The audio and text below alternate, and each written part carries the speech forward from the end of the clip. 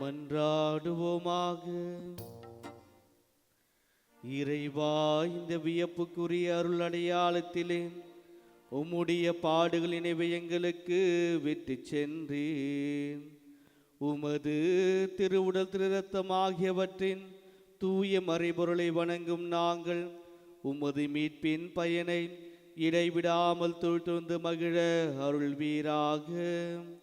தந்தையாக இறைவனோடு தூய ஆவியாரின் ஒன்றிப்பில் இறைவனாய் என்றென்றும் வாழ்ந்து ஆட்சி செய்கின்ற அவர் வழியாக உம்மை மன்றாடுகின்றோம்.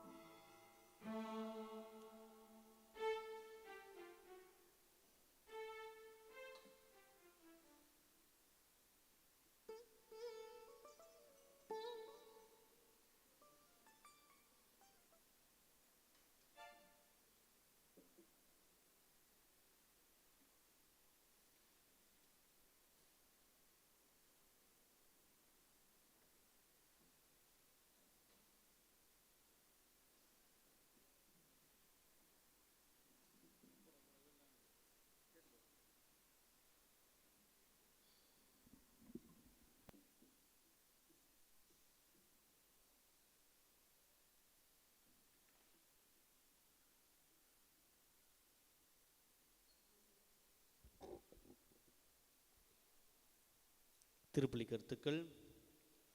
அந்தோனி டேவிட் நேசன் பிறந்தால் கடவுள் நன்றியாகவும், இறையாசி வேண்டியும், உடல் சுக வேண்டியும், சென்னை சாலமோன் வேலை கிடைக்க வேண்டியும் நன்றியின் பலியாகவும், கிடைத்த நன்றியாகவும், சானோ விரைவில் நல்ல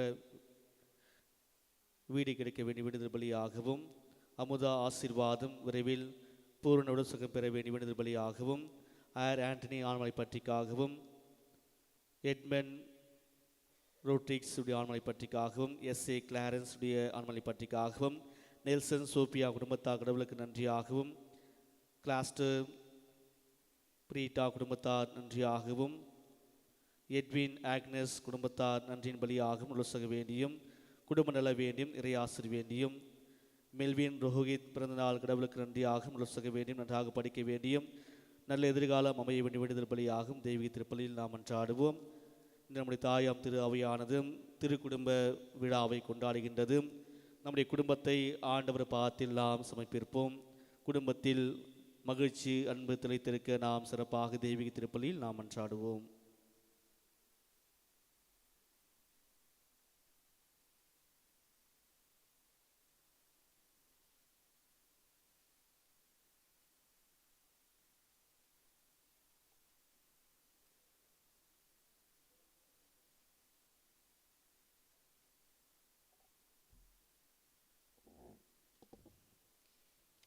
இறையேசுவின் அன்பு மாந்தர்களே, நமது குடும்பங்கள் நாளும் நம்பிக்கையில் வளர இன்று திரு அவை திருக்குடும்ப விழாவை கொண்டாடுகிறது. 2000 ஆண்டுகளுக்கு முன்பு நாசிரேயத்தில் வளர்ந்த யோசேப்பின் அன்னை மரியாவும் இறைமகன் இயேசுவும் வாழ்ந்த குடும்பமே திருக்குடும்பம். இக்குடும்பமே கிறிஸ்துவ குடும்பங்களுக்கு முன்மாதிரியாகும். அன்பில் கட்டுப்பட்ட ஒரு வீட்டை குறித்து மட்டும்தான் இன்றைய விழாவின் சிறப்பு. கணவனும் மனைவியும் தீபங்கள். இந்த தீபத்தின் ஒளிதான் குழந்தைகள். இவ்வாறு அனைவரும் ஒன்றுபட்டு ஒளிமயமான வாழ்வை உருவாக்க நமக்கு ஒரு நல்ல எடுத்துக்காட்டாக திருக்குடும்பம் அமைக்கப்படுகின்றது. குழந்தை என்னும் பயிர் வளமாக வளர வேண்டும் என்றால் அதன் விளை நிலமாக குடும்பம் நன்றாக இருக்க வேண்டும். எனவே நமது குடும்ப விழாவை இன்றைய திரு வார்த்தைகள் ஒளியில் சிந்திப்போம். குடும்பம் என்னும் அன்பு உள்ளங்களின் சமம், ஆழமான உறவுகளின் அர்ப்பணம், சமுதாய கூட்டமைப்பின் அடிப்படையாக ஓர் அரங்கம். இது இறைவனால் அமைக்கப்பட்ட ஒரு தெய்வீக அமைப்பு. அதன் மையம் இயேசு கிறிஸ்துவே. பாசங்களையும் உறவுகளையும் சேர்ப்பதுதான் குடும்பம். நம்முடைய குடும்பங்கள் திரு குடும்பங்களாக விளங்க இயேசு மரி சூசையை நம்முடைய முன்மாதிரியாக கொண்டு வாழ்வோம். வாழ்வில் ஒவ்வொரு நிலைமையும் இறை குடும்பத்தில் இறை உதவியும் நாடி செயல்பட்ட திரு குடும்பத்தை பின்பற்றி நாமும் நமது குடும்ப உறவுகளை புதுப்பித்துக் கொள்வோம். ஒருவர் மீது உண்மையான அன்பு காட்டுவோம். ஒருவர் மற்றொருக்கு உகமித்த இக்குடும்பத்தில் நிலவிய அன்பு, அக்கறை, நம்பிக்கை, இறைஞானம் இன்றைய குடும்பங்கள் ஒவ்வொருவரும் அவசியம் தேவை. சிந்தனையோடு இத்திருப்பலியில் பங்காற்றுவோம். இதற்கு அடிப்படை தேவை ஒருவருக்கொருவர் புரிந்து கொள்ளுதல், விட்டு கொடுக்கும் மனப்பான்மை, இரங்கும் உள்ளம். இத்தகைய இறகிய பண்புகளை நம் உள்ளத்தில் கொண்டு நம் குடும்ப விழாவை தொடர திருக்குடும்ப திருவிழாவை புதுப்பித்து கொண்டாட்டங்களை புனித சவேரியார் அன்பிய இறை மக்களோடு மகிழ்ச்சியுடனும் கலந்து கொண்டு இறைமகனை இரக்கத்துடன் மன்றாடுவோம். வருகை பாடல். அனைவரும் எழுந்து நிற்போம்.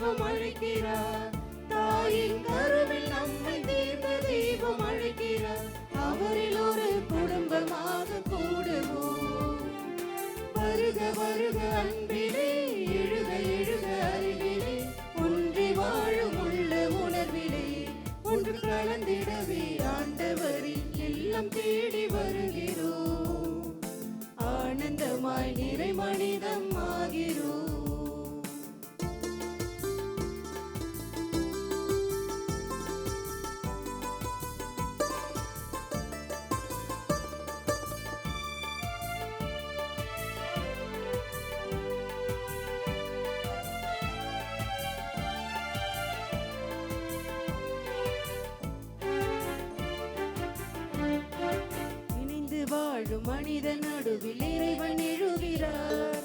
இதயம் ஒன்றி வேண்டும் போது அருளை பொழிகிறார். இணைந்து வாழும் மனித நடுவில் இறைவன் எழுகிறார். இதயம் ஒன்றி வேண்டும் போது அருளை பொழிகிறார். இகம் வாழ்ந்திடும் உயிருக்கெல்லாம் அருளை பொதுமையாக்குவோம். இனிமையான பணிகளாலே உலகை புதியதாக்குவோம். இறைவனாட்சி மலர வேண்டும் மண்ணிலே. இதயம் சேர்ந்து இனிய குடும்பமாகவே, இதயம் சேர்ந்து இனிய குடும்பமாகவே. வருக வருக அன்பிலே, எழுக எழுக அறிவிலே, ஒன்றி வாழும் உள்ள உணர்விலே ஒன்று கலந்திடவே ஆண்டவரின் இல்லம் தேடி வருகிறோம்.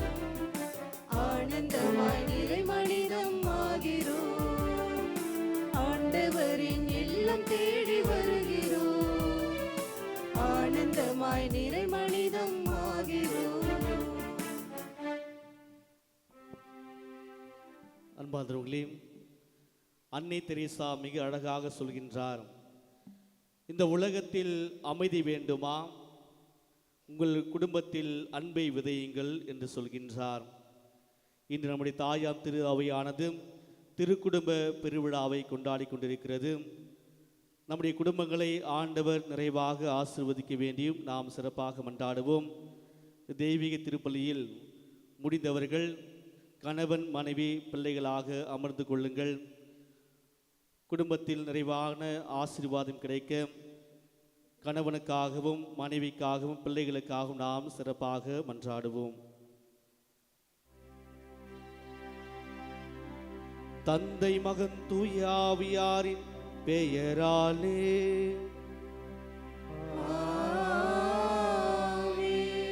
நம் ஆண்டவராகிய இயேசு கிறிஸ்துவின் அருளும் கடவுளின் அன்பும் தூய ஆவியாரின் நட்புறவும் உங்கள் அனைவரோடும் இருப்பதாக.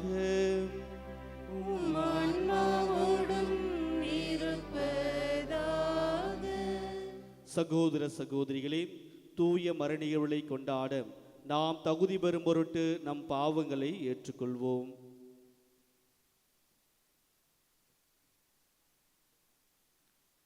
எல்லா வல்ல இறைவனிடமும் சகோதர சகோதரிகளே, உங்களிடமும் நான் பாவியனை ஏற்றுக்கொள்கிறேன்.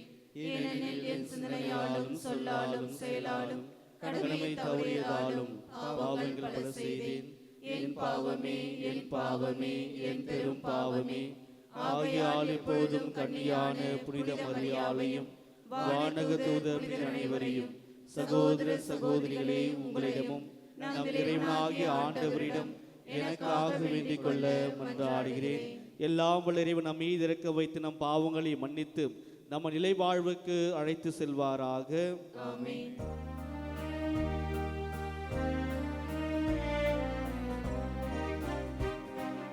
ஆண்டவரே இரக்கமாயிரும். ஆண்டவரே இரக்கமாயிரும். கிறிஸ்துவே இரக்கமாயிரும். கிறிஸ்துவே இரக்கமாயிரும். ஆண்டவரே இரக்கமாயிரும். ஆண்டவரே இரக்கமாயிரும்.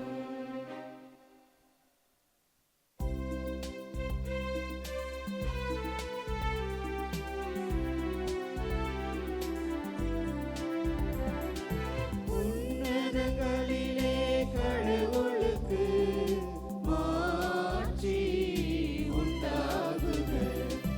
உலகினிலே நல்மனதொருக்கும் அமைதி உண்டாகுக. புகழ்கின்றோம் யாவும் உம்மையே, வாழ்த்துகின்றோம் இறைவனே. உமக்கு ஆராதனை புரிந்து உம்மை மாற்றிப்படுத்துகின்றோம் யாம். உமது மேலான மாற்றியின் பொருட்டு உமக்கு நன்றி கூறுகின்றோம். ஆண்டவராகிய இறைவனே, இணையில்லாத விண்ணரசே, ஆற்றல் அனைத்தும் கொண்டு இறங்கும் வல்ல தந்தை இறைவனே, ஒரே மகனாக உதித்த ஆண்டவர் இயேசு கிறிஸ்து இறைவனே. ஆண்டவராகிய இறைவனே, இறைவனின் திரு செம்மறியே, தந்தையினின்று என்றென்றுமாக உதித்த இறைவன் மகனே நீர். உலகின் பாவம் போக்குபவரே, நீர் எம் மீது இரங்குவீர். உலகின் பாவம் போக்குபவரே, எங்கள் மன்றாட்டை ஏற்றருள்வீர். தந்தையின் வலப்பக்கம் வீற்றிருப்பவரே, நீர் எம் மீது இரங்குவீர். ஏனெனில் இயேசு கிறிஸ்துவே, நீர் ஒருவரே தூயவர். நீர் ஒருவரே ஆண்டவர். நீர் ஒருவரே உன்னதர். தூய ஆவியுடன் தந்தை இறைவனின் மாட்சியில்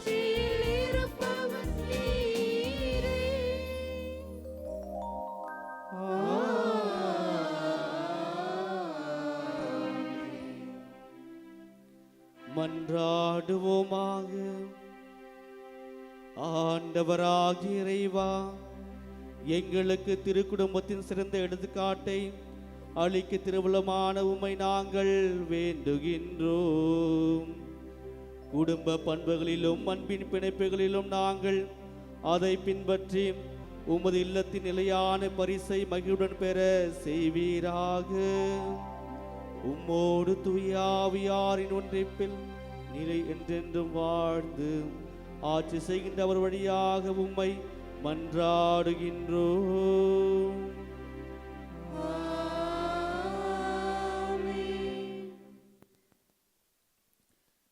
முதல் வாசகம். ஆண்டவருக்கு அஞ்சுகிறவன் தாய் தந்தையரை மதிக்கிறான். சீராக்கின் ஞான நூலிலிருந்து வாசகம். அதிகாரம் 3, இறை வசனங்கள் 2-7 மற்றும் 12-14. பிள்ளைகளை விட தந்தையரை ஆண்டவர் மிகுதியாக மேன்மைப்படுத்தியுள்ளார். பிள்ளைகள் மீது அன்னையருக்குள்ள உரிமைகளை உறுதிப்படுத்தியுள்ளார். தந்தையரை மதிப்போர் பாவங்களுக்கு கழுவாய் தேடிக்கொள்கின்றனர். அன்னையரை மேன்மைப்படுத்துவோர் செல்வம் திரட்டி வைப்போருக்கு ஒப்பாவர். தந்தையரை மதிப்போருக்கு தங்கள் பிள்ளைகளால் மகிழ்ச்சி கிட்டும். அவர்களுடைய மன்றாட்டு கேட்கப்படும். தந்தையரை மேன்மைப்படுத்துவோர் நீடி வாழ்வர். ஆண்டவருக்கு பணிந்து நடப்போர் தங்கள் அன்னையருக்கு மதிப்பு அளிப்பர். தலைவர்கள் கீழ் பணியாளர்கள் போல் அவர்கள் தங்கள் பெற்றோருக்கு பணி செய்வார்கள். குழந்தாய், உன் தந்தையின் முதுமையில் அவருக்கு உதவு. அவரது வாழ்நாள் எல்லாம் அவரது உள்ளத்தை புண்படுத்தாதே. அவரது அறிவாற்றல் குறைந்தாலும் பொறுமையை கடைபிடி. நீ இளமை மிடுக்கில் இருப்பதால் அவரை இகழாதே. தந்தைக்கு காட்டும் பரிவு மறக்கப்படாது. அது உன் பாவங்களுக்கு கழுவாயாக விளங்கும். ஆண்டவர் வழங்கும் அருள்வாக்கு. இறைவனுக்கு நன்றி.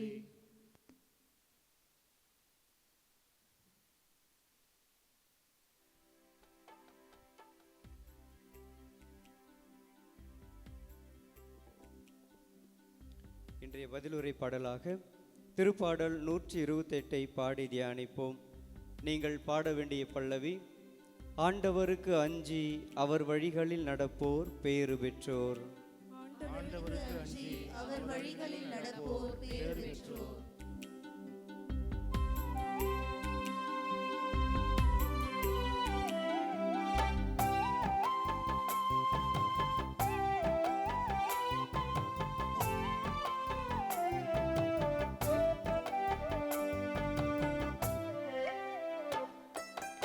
ஆண்டவருக்கு அஞ்சி அவர் வழிகளில் நடப்போர் பேறு பெற்றோர், பேறு பெற்றோர். ஆண்டவருக்கு அஞ்சி அவர் வழிகளில் நடப்போர் பேறு பெற்றோர், பேறு பெற்றோர். பாடுவோம். ஆண்டவருக்கு அஞ்சி அவர் வழிகளில் நடப்போர் பேறு பெற்றோர், பேறு பெற்றோர். சேர்ந்து பாடுவோம். ஆண்டவருக்கு அஞ்சி அவர் வழிகளில் நடப்போர் பேறு பெற்றோர், பேறு பெற்றோர்.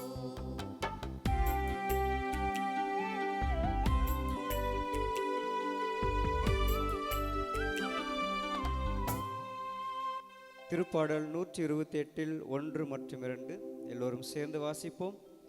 ஆண்டவருக்கு அஞ்சி அவர் வழிகளில் நடப்போர் பேறு பெற்றோர். உமது உழைப்பின் பயனை நீர் உண்பீர், நீர் நற்பேரும் நலனும் பெறுவீர். பல்லவி.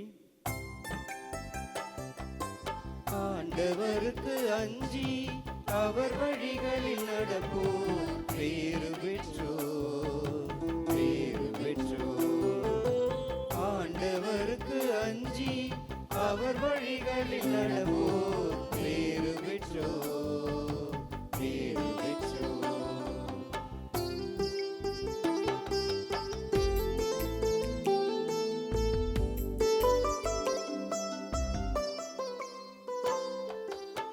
திருப்பாடல் 128 3 சேர்ந்து வாசிப்போம்.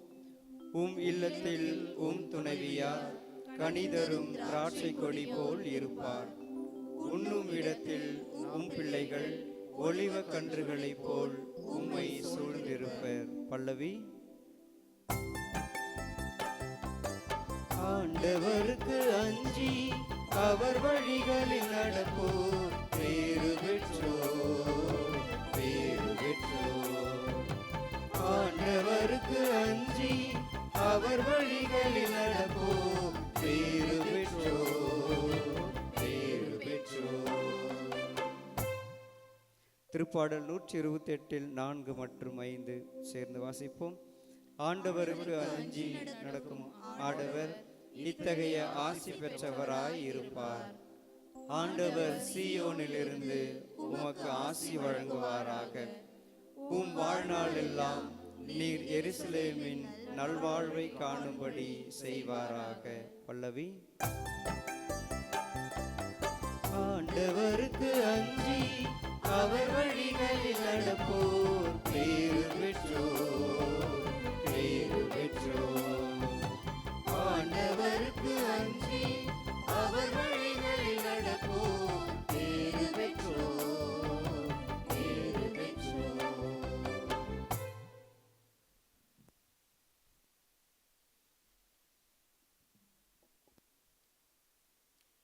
இரண்டாம் வாசகம். ஆண்டவருக்கு உகந்த குடும்ப வாழ்க்கை. திருத்தூதர் பவுல் கொலோசையருக்கு எழுதிய திருமுகத்திலிருந்து வாசகம். அதிகாரம் 3 இறைவசனங்கள் 12 முதல் 21 முடிய. சகோதரர் சகோதரிகளே, நீங்கள் கடவுளால் தெரிந்து கொள்ளப்பட்டவர்கள், அவரதுக்கு அன்பிற்குரிய இறைமக்கள். எனவே இதற்கு இசைய பரிவு, இரக்கம், நல்லெண்ணம், மனத்தாழ்மை, கனிவு, பொறுமை ஆகிய பண்புகளால் உங்களை அணி செய்யுங்கள். ஒருவரை ஒருவர் பொறுத்து கொள்ளுங்கள். ஒருவரை பற்றி ஒருவருக்கு ஏதாவது முறையீடு இருந்தால் மன்னியுங்கள். ஆண்டவர் உங்களை மன்னித்தது போல நீங்களும் மன்னிக்க வேண்டும். இவை அனைத்திற்கும் மேலாக அன்பையே கொண்டிருங்கள். அதுவே இவை அனைத்தையும் பிணைத்து நிறைவு பெற செய்யும். கிறிஸ்து அருளும் அமைதி உங்கள் உள்ளங்களை நெறிப்படுத்துவதாக. இவ்வமைதிக்கென்றே நீங்கள் ஒரே உடலின் உறுப்புகளாக இருக்க அழைக்கப்பட்டிருக்கிறீர்கள். நன்றி உள்ளவர்களாய் இருங்கள். கிறிஸ்துவை பற்றிய நற்செய்தி உங்களுக்குள் நிறைவாக குடிகொள்வதாக. முழு மன ஞானத்தோடு ஒருவருக்கு ஒருவர் கற்பித்து அறிவுரை கூறுங்கள். திருப்பாடல்களையும் புகழ் பாக்களையும் ஆவிக்குரிய பாடல்களையும் நன்றியோடு உளமாற பாடி கடவுளை போற்றுங்கள். எதை சொன்னாலும் எதை செய்தாலும் அனைத்தையும் ஆண்டவர் இயேசுவின் பெயரால் செய்து அவர் வழியாய் தந்தையாம் கடவுளுக்கு நன்றி செலுத்துங்கள். திருமணமான பெண்களே, உங்கள் கணவருக்கு நீங்கள் பணிந்திருங்கள். ஆண்டவரை சார்ந்து வாழ்வோருக்கு இதுவே தகும். திருமணமான ஆண்களே, உங்கள் மனைவியரிடம் அன்பு செலுத்துங்கள். அவர்களை கொடுமைப்படுத்தாதீர்கள். பிள்ளைகளே, உங்கள் பெற்றோருக்கு முற்றிலும் கீழ்ப்படியுங்கள். ஆண்டவரை சார்ந்தவர்களுக்கு இதுவே தகும். பெற்றோர்களே, உங்கள் பிள்ளைகளுக்கு எரிச்சல் மூட்டாதீர்கள். அப்படி செய்தால் அவர்கள் மனம் தளர்ந்து போவார்கள். ஆண்டவர் வழங்கும் அருள்வாக்கு. இறைவனுக்கு நன்றி.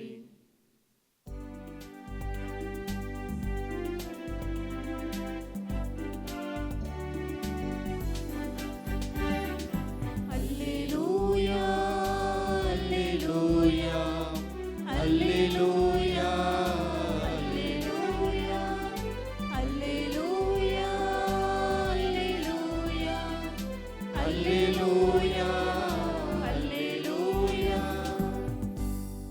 கிறிஸ்து அருளும் அமைதி உங்கள் உள்ளங்களை நெறிப்படுத்துவதாக.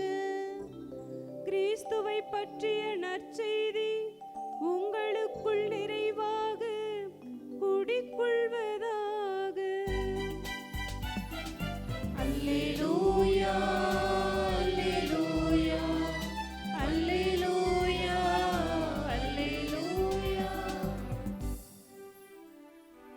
ஆண்டவர் உங்களோடு இருப்பாராக.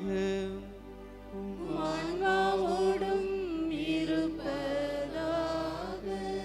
மத்தேயு எழுதிய தூய நற்செய்தியிலிருந்து வாசகம். ஆண்டவரே மாட்சி உமக்கே.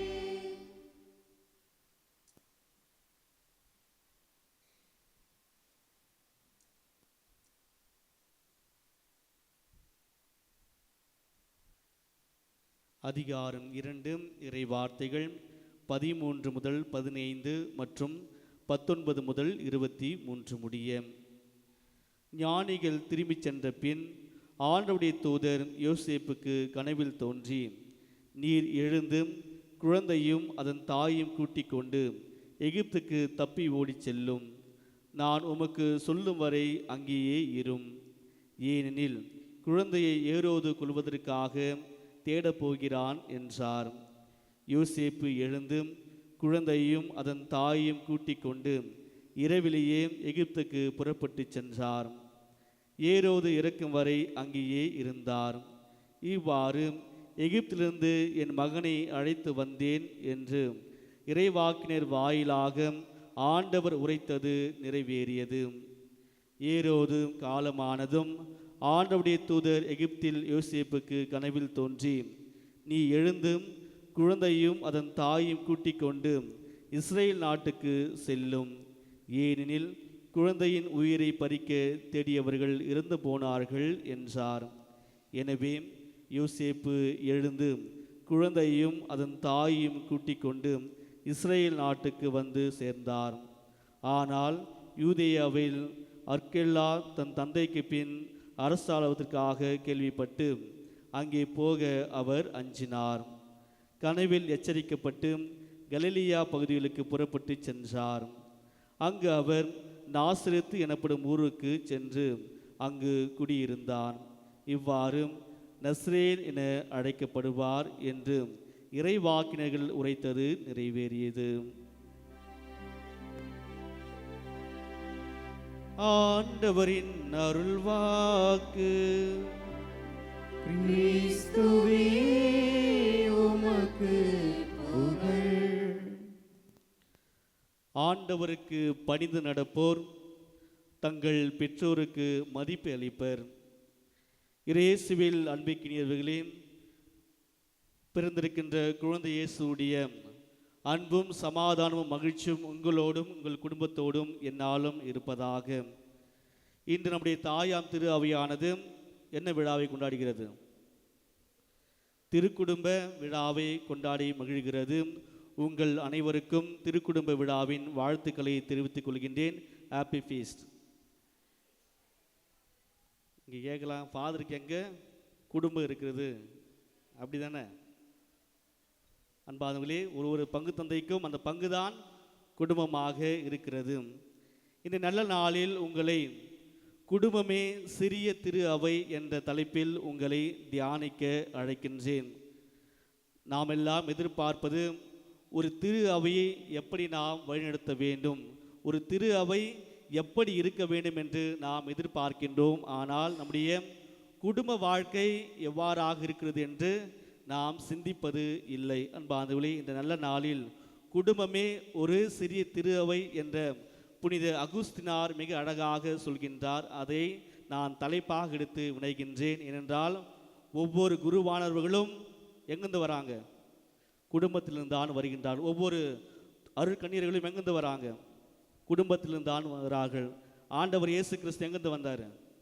குடும்பத்தில் பிறக்கின்றார். இப்படியாக குடும்பம் என்பது இந்த உலகத்தின் மேன்மையாக ஒன்றாக இருக்கிறது. அதை நாம் எவ்வாறு வழிநடத்த வேண்டும் என்று இன்றைய வாசங்களும் இன்றைய செய்தியும் நன்றாக இருக்கிறது. அன்பார்ந்தவர்களே, இன்றைய மறை உரையை நான் 3 பகுதியாக பிரித்திருக்கின்றேன். முதல் பகுதியாக இந்த திருக்குடும்பத்தின் வரலாறு எப்படி வந்தது என்றும், இரண்டாவது பகுதியாக இன்றைய வாசங்கள் வழியாக நம்முடைய குடும்பங்களுக்கு நாம் என்ன எடுத்து செல்லலாம் என்று இரண்டாவது செய்தியாகும். மூன்றாவது செய்தியாக மறைந்த முன்னாள் திருத்தந்தை பிரான்சிஸ் அவர்கள் சொன்ன 3 செய்திகளை சொல்லி நான் நிறைவு செய்கின்றேன். முதல் செய்தியாக திருக்குடும்ப விழாவுடைய வரலாறு பல நூற்றாண்டுகளாக இந்த திருக்குடும்ப விழாவானது துறவற சபைகளில் கொண்டாடி வந்தார்கள். துறவற சபை என்றால் அருள்கன்னியர்கள் அல்லது தந்தையர்கள் தங்கக்கூடிய அந்த மடத்தில் இந்த திருக்குடும்ப விழாவை கொண்டாடி வந்தார்கள். ஏனென்றால் அங்கு நிறைந்த அன்பு மகிழ்ச்சியும் நம்முடைய துறவற சபையிலும் இருக்க வேண்டும் என்ற எண்ணத்தோடு அவர்கள் கொண்டாடி வந்தார்கள். அதைத் தொடர்ந்து 1893ஆம் ஆண்டு அப்பொழுது இருந்த 13ஆம் லியோ அவர்கள், திருத்தந்தை அவர்கள், இதனை துறவற சபைகள் மட்டுமல்ல திரு அவையிலும் கொண்டாட வேண்டும், இன்றைய குடும்பத்திலும் இதை கொண்டாட வேண்டும் என்று வினைந்தார். அதனால் இதனை திரு அவையில் ஒரு விழாவாக இணைத்தார் 1893ஆம் ஆண்டு. இவ்வாறாக இணைத்த போது தொடக்கத்தில் மிகவும் நன்றாக பயணித்தார்கள். ஆனால் போக போக தோய்வு ஏற்பட்டது. அதன் பிறகு 11ஆம் பயஸ் அவர்கள் 1921ஆம் ஆண்டு இதை மீண்டும் புதுப்பிக்கின்றார். நம்முடைய திரு அவையில் இன்னும் அதிகமாக மக்களிடத்தில் இந்த விழா பரவ வேண்டும் என்ற எண்ணத்தோடு மீண்டும் அவர் புதுப்பிக்கின்றார். ஏனென்றால் 1918ஆம் ஆண்டு என்ன நடக்குது? 1918 முதல் உலகப் போர் நடக்கிறது. இவ்வாறாக அவர் பார்க்கின்றார், எவ்வாறு கட்டடங்கள் சரிந்து விழுகின்றதோ அதே போன்று குடும்பங்களும் சரிந்து விழுந்தது. குடும்பங்கள் சரிந்து விழுந்தால் அங்கே இறை நம்பிக்கையும் சரிந்து விழுகின்றது. இறை நம்பிக்கை சரிந்து விழுந்தால் அங்கு ஒழுங்குகள் சரிந்து விழுகின்றது. இவையெல்லாம் பார்த்த அவர் மீண்டும் இதனை மக்கள் மத்தியில் கொண்டு வர வேண்டும். குடும்பத்தினுடைய மேன்மையை மக்கள் புரிந்து கொள்ள வேண்டும். நம்பிக்கையை இன்னும் அதிகமாக வளர்க்க வேண்டும். மக்கள் ஒழுக்கத்தோடு வாழ வேண்டும் என்று 2ஆம் வத்திக்கான் சங்கத்தில் 1962ஆம் ஆண்டு மீண்டும் இதை புதுப்பிக்கின்றார்கள். அதனைத் தொடர்ந்து கிறிஸ்து பிறப்பு விழா முடிந்த பிறகு வருகின்ற மறுவாரம் இந்த விழாவை நாம் கொண்டாட வேண்டும் என்று திரு அவை பணிகின்றது. அன்பானவர்கள், இப்படியாக திருக்குடும்ப விழா என்பது எங்கு தொடங்குகிறது? துறவற சபையில் தொடங்குகிறது. இன்று நாம் அது மக்களோடு கொண்டாடி கொண்டிருக்கின்றோம். இவ்வாறாக திருக்குடும்ப வரலாறாக இருக்கிறது. பொதுவாக நம்முடைய குடும்ப வாழ்க்கையில் நாம் மகிழ்ச்சியாக இருக்க தான் வினைவோம், அப்படி தானே? யாராவது குடும்ப வாழ்க்கையில் நான் எப்பொழுதுமே கஷ்டத்தோடு துக்கத்தோடு இருக்க வேண்டுமானா விருப்பம் பண்ணுவோமா? நம்முடைய குடும்ப வாழ்க்கையில் எப்பொழுதுமே நாம் மகிழ்ச்சியாக இருக்க வேண்டும் என்று தான் நாம் வினைவோம். இவ்வாறாக ஒரு நாட்டை ஆளுகின்ற ஒரு அரசர் தானும் மகிழ்ச்சியாக இருக்க வேண்டும் எண்ணத்தோடு ஒரு துறவியிடம் செல்கின்றார். அந்த துறவியிடம் கேட்கின்றார், நான் எப்படி மகிழ்ச்சியாக இருப்பது என்று.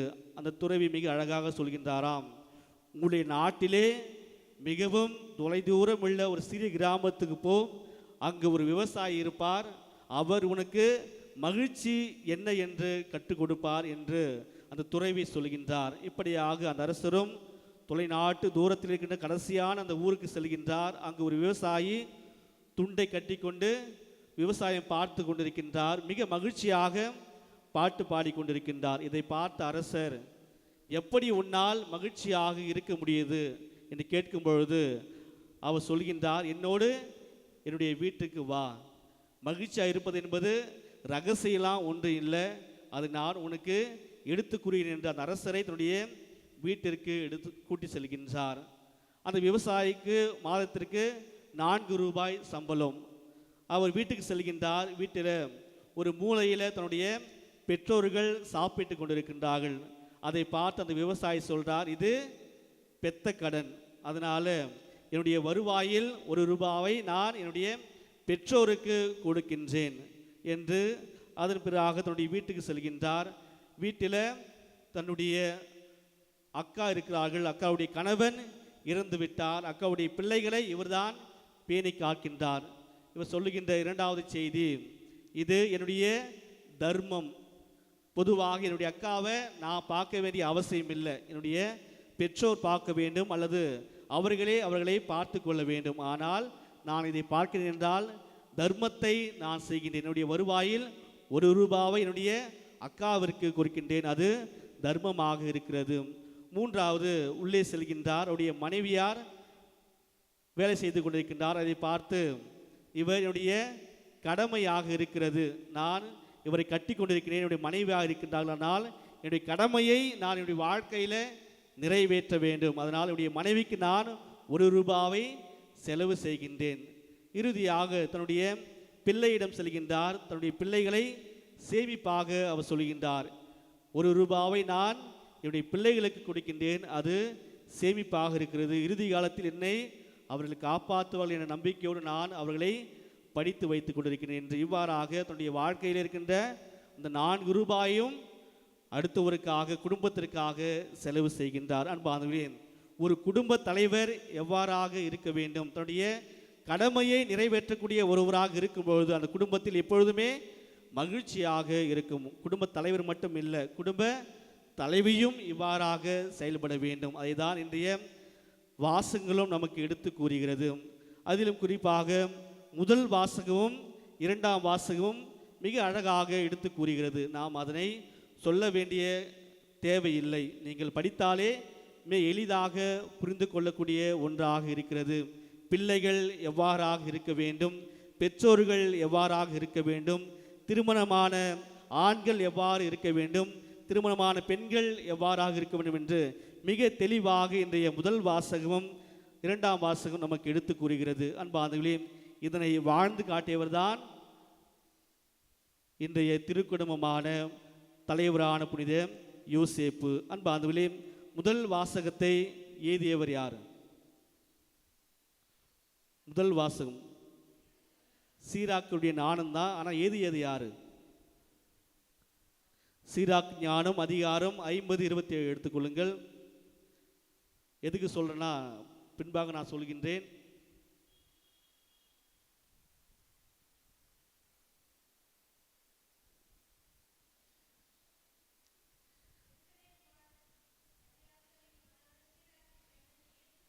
இயேசுவாகிய நான். அப்போ நாம் நினைக்கலாம், சீராக்குடைய மகன் பேர் என்ன? இயேசு. ஏசா இல்லை, இயேசு. அப்போது திருவிவிலியத்தில் 2 இயேசு இருக்கிறாங்க. யாராவது கேட்டாங்கன்னா பழைய ஏற்பாட்டில் ஒரு இயேசு இருக்கிறாரு தெரியுமா கேட்கும்போது, சீராக்குடைய மகன் பெயர் இயேசு, அவர்தான் இந்த நூலை எழுதுகிறார். இதுக்கு நான் சொன்னேன். அன்பானவர்களே, இப்படியாக ஒரு குடும்ப தலைவர் குடும்ப தலைவி எவ்வாறாக வாழ வேண்டும் என்று இன்றைய திருக்குடும்பம் நமக்கு எடுத்துக்காட்டாக விளங்குகிறது. முதல் செய்தியாக, ஒரு குடும்ப தலைவர் அல்லது குடும்ப தலைவி இறைவனுடைய திட்டத்தை அவர்கள் பணிந்து செயல்படுத்த வேண்டும். முதல் செய்தியாக, யோசேப்புக்கு கனவில் செய்தியை அறிவிக்கப்படுகின்றது. அவர் கடவுளுடைய திட்டத்தை அவர் அறிய முனைப்படுகின்றார். அன்பானவர்களே, அன்னை மரியாவுக்கும் யோசேப்புக்கும் பல்வேறு வேறுபாடுகள் இருக்கிறது. அன்னை மரியாவுக்கு எப்படி காட்சி கொடுத்தாங்க? வானதூதர் கனவில்லையா? நேராக காட்சி கொடுத்தாங்க. ஆனால் சூசையப்பருக்கு கனவில் காட்சி கொடுத்தார். நம்பிக்கையை பாருங்களேன்.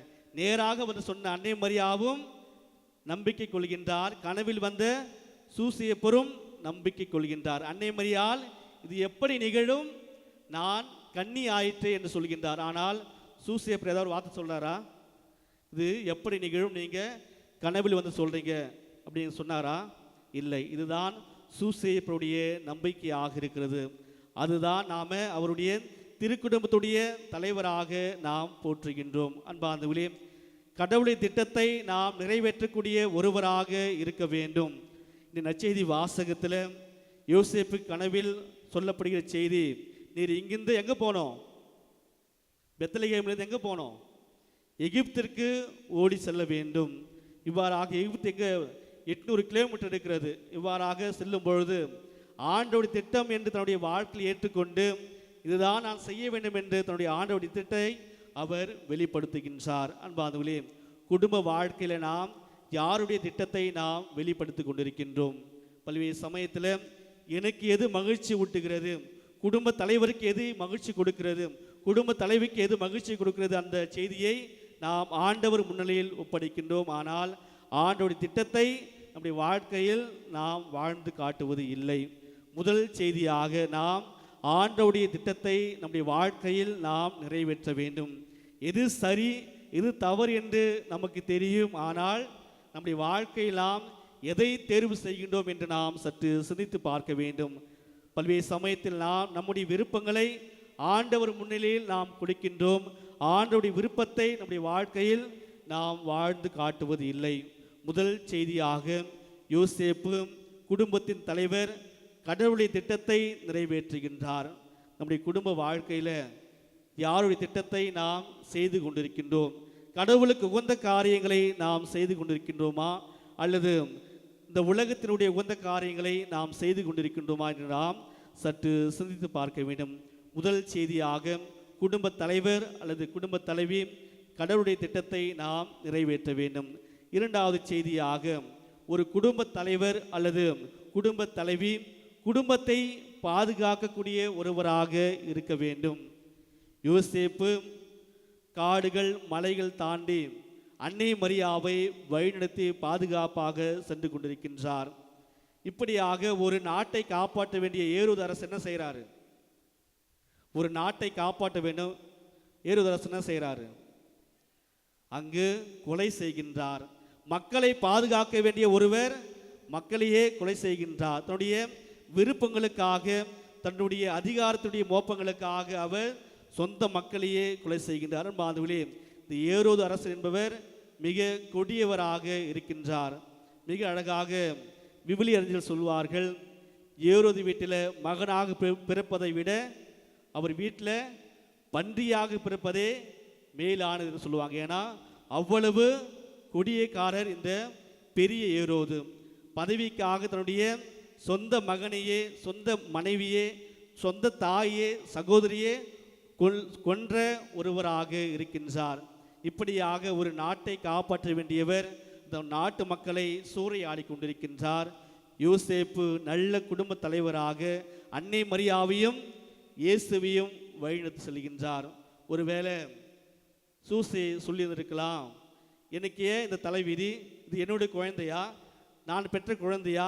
நான் ஏன் இந்த பிள்ளையை தூக்கி கொண்டு செல்ல வேண்டும்? என்னிடம் ஒரு வண்டியும் இல்லை, எனக்கு தூக்கம் வருது, நான் வயதானவர் என்று ஒருவேளை சொல்லியிருக்கலாம். ஆனால் அவர் ஒரு வார்த்தையும் பேசாமல், இது கடவுளுடைய திட்டம், நான் இதை பாதுகாப்பாக செய்ய வேண்டும் என்று அவர் செய்ய வினைகின்றார். அன்பார்ந்தவர்களே, குடும்பத்தில் பிள்ளைகள் என்பவர்கள் கடவுள் கொடுத்த ஒரு பரிசாக இருக்கிறது. குடும்பம் என்பது கடவுள் கொடுத்த ஒரு பரிசாக இருக்கிறது. அதை நாம் பாதுகாப்பாக வழிநடத்த வேண்டும். இது என்னுடைய கடமை, நான் இதை மட்டும்தான் செய்வேன் என்று எந்த ஒரு கணவனும் சொல்லக்கூடாது. அல்லது ஒரு மனைவி இதை மட்டும்தான் நான் செய்வேன், இதற்கு மேலாக நான் செய்ய மாட்டேன் என்று எந்த ஒரு மனைவியும் சொல்லக்கூடாது. மாறாக பாதுகாப்பு என்பது அனைவரும் சேர்ந்து நாம் அந்த குடும்பத்தை நாம் வழிநடத்த வேண்டும். அதே போன்றுதான் பிள்ளைகளும் பெற்றோருக்கு பாதுகாப்பை கொடுக்க வேண்டும்.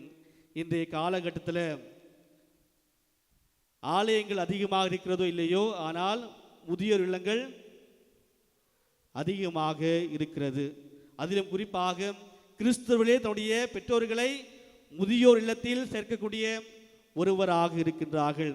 எங்கு திரும்பினாலும் முதியோர் இல்லம், அநாத இல்லம் அதிகமாக தான் இருக்கிறது என்றால் குறைகிறது என்று நாம் சொல்ல முடியாது.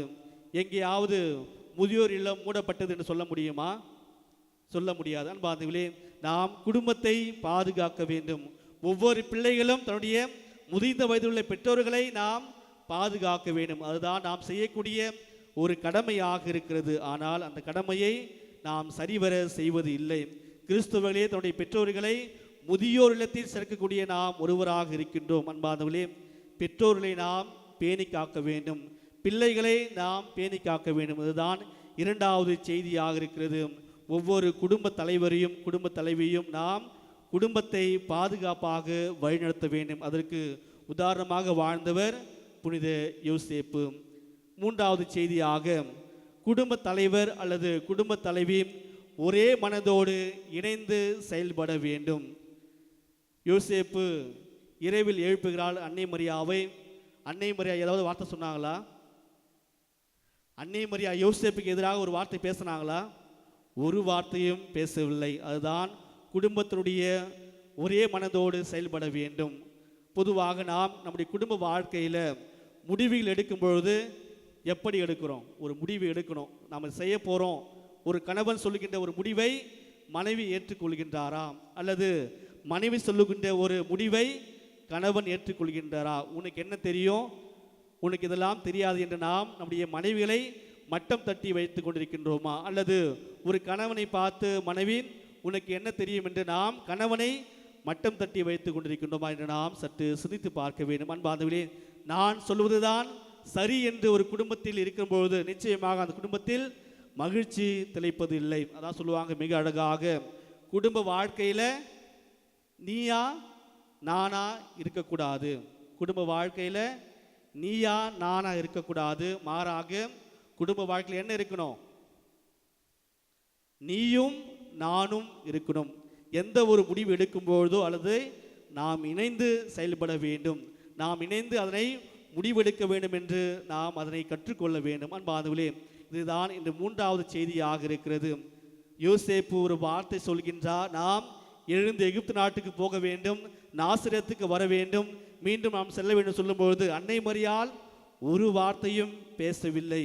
என்னால் இது முடியாது, நான் ஏன் வர வேண்டும் என்று ஒருபொழுதும் அன்னை மரியாள் யோசேப்புக்கு எதிராக பேசவில்லை. அதுதான் இரண்டாம் வாசகத்தில் மிக அழகாக நாம் வாசிக்கிறோம். என்ன வாசிக்கிறோம்? திருமணமான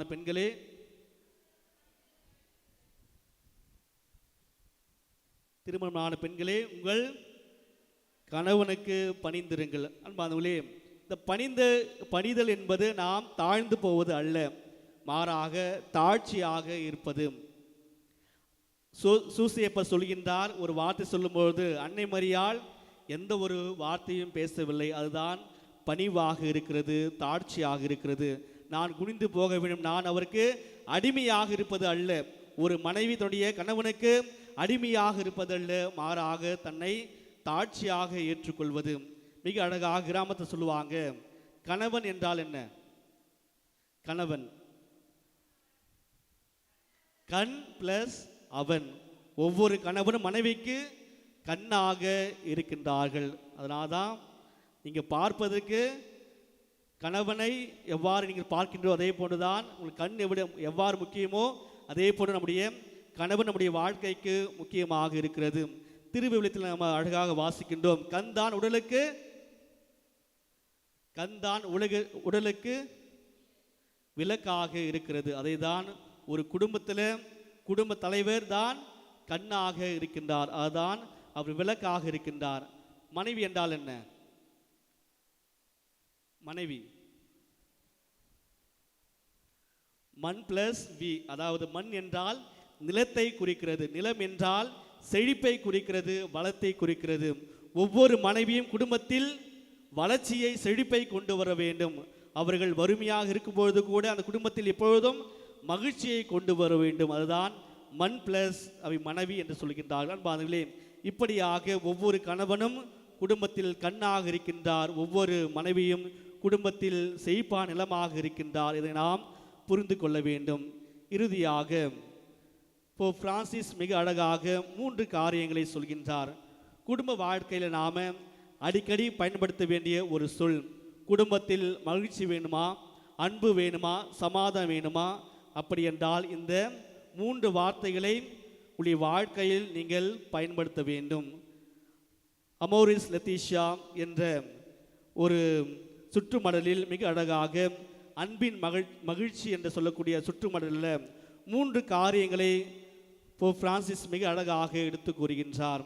குடும்ப வாழ்க்கையில் நாம் அர்த்த விதத்தில் வாழ வேண்டும், எப்படி நாம் மகிழ்ச்சியை கொண்டு வர வேண்டும் முடியும் என்று 3 வார்த்தைகளை சொல்கின்றார். முதல் வார்த்தை ஆங்கிலத்தில் ப்ளீஸ் என்று சொல்வார்கள், தயவு செய்து. அதாவது தயவு செய்து இதை செய்யுங்க அல்லது தயவு செய்து இதை கொண்டு வாருங்கள் என்று நாம் எங்கே சொல்லுவோம்? ஆஃபீஸில் சொல்லுவோம், ஆனால் வீட்டில் சொல்ல மாட்டோம். ஒருவரெல்லாம் ஆஃபீஸ்லாம் வெளியெல்லாம் மகிழ்ச்சியாக இருப்பாங்க, ஆனால் வீட்டுக்கு வந்தால் எப்படி இருப்பாங்க? கோபத்தோடு இருப்பார்கள். அன்பானவர்களே, இப்படியாக நாம் வெளியில் மட்டுமல்ல குடும்பத்திலும் தயவு செய்து இந்த வார்த்தையை நாம் பயன்படுத்த வேண்டும். இது அவருடைய வேலை, அவள் செய்ய வேண்டும் என்று எந்த ஒரு கணவனும் மனைவியை பார்த்து சொல்லக்கூடாது. எந்த ஒரு மனைவியும் கணவனை பார்த்து இது அவருடைய வேலை, நான் எதற்காக தயவு செய்து சொல்ல வேண்டும் என்று நீங்கள் சொல்லக்கூடாது. மாறாக நாம் அதிகாரத்தோடு அல்ல, அன்போடு நம்முடைய குடும்ப வாழ்க்கை வழிநடத்த நாம் இந்த வார்த்தையை பயன்படுத்த வேண்டும். கணவன் மனைவிக்கு எப்போதும் இந்த தயவு செய்து இந்த வார்த்தையை பயன்படுத்தும் போது நிச்சயமாக ஒருவேளை அவங்களால் முடியாது தருணத்திலும் செய்யக்கூடிய ஒருவர்களாக முன்பாக வந்து செய்வார்கள். முதல் வார்த்தை ப்ளீஸ், அதாவது தயவு செய்து இந்த வார்த்தையை உங்கள் குடும்பத்தில் முதலில் நீங்கள் பயன்படுத்த வேண்டும். இரண்டாவது வார்த்தையாக சாரி, தமிழில் மன்னிச்சிடு. இந்த மன்னிச்சிடு இந்த வார்த்தை குடும்பத்தில் நாம் ஒரு நாளும் பயன்படுத்துவது இல்லை. ஆனால் வெளியில் எங்காவது பஸ்ஸில் போகும்போது யாராவது தெரியாமல் இடிச்சிட்டா நாம் சுலபமாக சாரி கேட்டுடுவோம். அல்லது தெரியாத நபரை நாம் ஏதாவது தொட்டிட்டா நாம் சாரி கேட்டுடுவோம். ஆனால் தெரிந்த நபர், நமக்கு பரிச்சயமான நபர், நம்முடைய நண்பர்கள் ஏதாவது தவறு செய்தால் சாரி கேட்பது, மன்னித்து கேட்பது மிக கடினமாக ஒன்றாக இருக்கிறது. அன்பார்ந்தவர்களே, நீங்கள் வெளியில் மிக தெளிவாக மிக எளிதாக நீங்கள் கேட்கலாம். ஆனால் குடும்பத்தில் மன்னிச்சிடு என்ற வார்த்தையை நீங்கள் சொல்லும்போது நிச்சயமாக அவர் எவ்வளவு கோபமாக இருந்தாலும் அவர்கள் இறங்கி வந்து விடுவார்கள். இரண்டாவது வார்த்தையாக மன்னித்திடு என்ற வார்த்தையை உங்களுடைய குடும்ப வாழ்க்கையில் நீங்கள் பயன்படுத்த வேண்டும். மூன்றாவது வார்த்தையாக தேங்க்ஸ், தமிழில் நன்றி. நன்றி என்ற ஒரு வார்த்தையை நம்முடைய குடும்பத்தில் நாம் பயன்படுத்த வேண்டும். அதான் சொல்லுவாங்க, பிள்ளைகள் ஒரு நாள் பெற்றோர்களுக்கு நன்றி சொல்வதில்லை. ஏன்? என்ன சொல்லுவாங்க? என்னை பெத்தையே, உன் கடமையை நீ செஞ்சுதான் ஆகணும். அன்பானவர்களே, எந்த ஒரு பிள்ளையும் இப்படி சொல்லக்கூடாது. மாறாக நாம் நன்றி உள்ளவர்களாக நம்முடைய பெற்றோர்களுக்கும் நம்முடைய குடும்பத்திலும் நாம் இருக்க வேண்டும். ஆனால் இந்த வார்த்தையெல்லாம் நாம் குடும்பத்தில் பயன்படுத்துவதில்லை, மாறாக வெளியில் பயன்படுத்துகின்றோம். குடும்ப வாழ்க்கையில் தயவு செய்து, மன்னித்து விடு, நன்றி என்ற 3 வார்த்தை நாம் பயன்படுத்தும் போது குடும்ப வாழ்க்கை என்பது மகிழ்ச்சியாக ஒன்றாக இருக்கிறது. நம்முடைய தாயாம் திரு அவை திருக்குடும்ப பெருவிழாவை கொண்டாடி கொண்டிருக்கிறது. நம்முடைய குடும்பத்தை நாம் எவ்வாறு வழிநடத்தி கொண்டிருக்கின்றோம், குடும்பத்துடைய தேவைகளை நாம் எவ்வாறு பூர்த்தி செய்து கொண்டிருக்கின்றோம். மிக அழகாக யோசேப்பு திருக்குடும்ப தலைவராக இருக்கின்றார், நமக்கெல்லாம் ஒரு எடுத்துக்காட்டாக இருக்கின்றார். நம்முடைய வாழ்க்கையை நாம் எவ்வாறு வாழ்ந்து கொண்டிருக்கிறோம் என்று சற்று நாம் சிந்தித்து பார்ப்போம். இறுதியாக இப்படி ஜான் பால் II மிக அழகாக சொல்கின்றார், மனித வாழ்வின் அடிப்படை குடும்பமாக இருக்கிறது. குடும்பத்திலிருந்தான் அனைத்து நற்குணங்களும் வெளிவருகிறது, அதே குடும்பத்திலிருந்தான் தீவினைகளும் வெளிவருகிறது. நம்ம குடும்பத்தை நாம் எவ்வாறு நடத்தி கொண்டிருக்கிறோம் என்று நாம் சற்று சிந்தித்து பார்ப்போம். அத்தகைய விரத்துக்காக தேவி திருப்பலியில் நாம் மன்றாடுவோம்.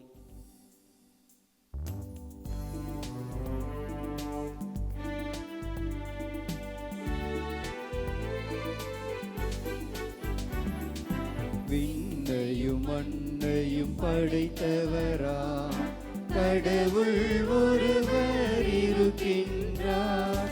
தந்தை மகன் தூய ஆவியராய் ஒன்றாய் வாழ்வோரை நம்புகிறேன். தூய ஆவியின் வல்லமையார் இறை மகன் நமக்காய் மனிதரானார். கண்ணி மரியிடம் பிறந்தவரா இயேசுவை உறுதியாய் நம்புகிறேன். பிலாத்துவின் ஆட்சியில் பாடுபட்டார், சிலுவையில் இறந்து அடக்கப்பட்டார், 3ஆம் நாளில் உயிர்த்தெழுந்தார், இறப்பின் மீது வெற்றி கொண்டார். விண்ணகம் வாழும் தந்தையிடம் அரியணை கொண்டு இருக்கின்றார். உலகம் முடியும் காலத்திலே நடுவராய் திரும்பவும் வந்திடுவார். தூய ஆவியாரை நம்புகிறேன், பாரினில் அவர் துணை வேண்டுகிறேன். பாவ மன்னிப்பில் தூய்மை பெற்று பரிகர வாழ்வில் நிலைத்திடுவேன். திரு அவை உரைப்பதை நம்புகிறேன். புனிதர்கள் உறவை நம்புகிறேன். உடலின் உயிர்ப்பை நிலை வாழ்வை உறுதியுடனே நம்புகிறேன்.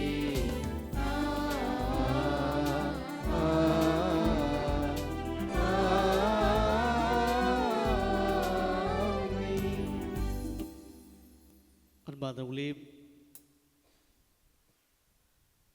நம்முடைய மன்றாட்டுகளையும் எண்ணங்களையும் ஆண்டவர் பார்த்து நாம் சமர்ப்பிப்போம். மத்திய நட்சத்திரத்தில் நாம் மிக அழகாக வாசிக்கின்றோம்.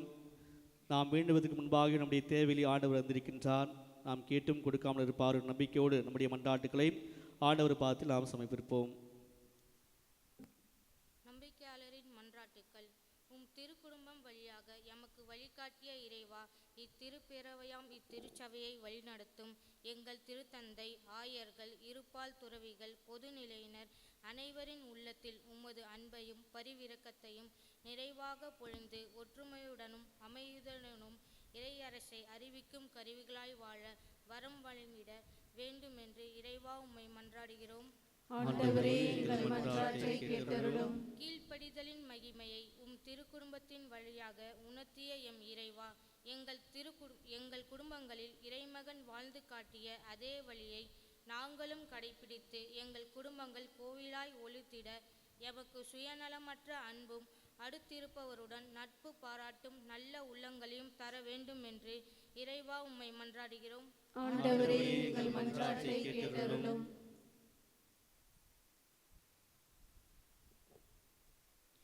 ஏழைகளுக்கு நற்செய்தி அறிவிக்க ஏழை போல் பிறந்த இயேசுவே, உமது பிறப்பின் மகிழ்ச்சியை எங்களில் உள்ள ஏழை குடும்பங்களோடும் குழந்தைகளோடும் பகிர்ந்து கொள்ளவும், வறுமையினால் அவதியுறும் மக்களுடன் பணிபுரியவும், அவர்களின் வாழ்க்கை ஆதாரங்களை உயர்த்திட உதவிடவும் வருமரள வேண்டுமென்று இறைவா உம்மை மன்றாடுகின்றோம். ஆண்டவரே, எங்கள் மன்றாட்டை கேட்டருளும். அன்பை பகிர்ந்தளிக்க எம்மை தேடி வந்த என் அன்பு இறைவா, இந்த நல்ல நாளில் கணவன், மனைவி, பிள்ளைகள் என்று மகிழ்வுடன் வாழ இவ்வுலகில் எதிர்நீச்சல் போட்டு அமைதியான குடும்ப வாழ்க்கையை நடத்த வரம் தருள வேண்டுமென்று இறைவா உம்மை மன்றாடுகின்றோம். ஆண்டவரே, எங்கள் மன்றாட்டை கேட்டருளும். குடும்பங்களை உம் அன்பில் இணைத்திடும் எம் இறைவா, எம் பங்கில் உள்ள அனைத்து குடும்பங்களையும் உமக்கு ஒப்பு கொடுக்கிறோம். ஒருவரை ஒருவர் புரிந்து கொண்டு விட்டு கொடுத்து குடும்பங்களில் நீ விரும்பும் அன்பு, அமைதி, இறை அச்சம் நிறைந்து நல்ல கிறிஸ்துவ குடும்பங்களாக வாழ வரம் வழங்கிட இறைவா உம்மை வேண்டுகிறோம். ஆண்டவரே, எங்கள் மன்றாட்டை கேட்டருளும். அன்பிற்கு நிறுவர்களே, கைகளை கூப்பி கண்களை மூடி ஒரு சில நிமிடங்கள் நம்முடைய குடும்ப தேவைகளையும் தனிப்பட்ட கருத்துக்களையும் சமுதாயத்துடைய தேவைகளையும் ஆண்டவர் பார்த்து நாம் சமர்ப்பிப்போம்.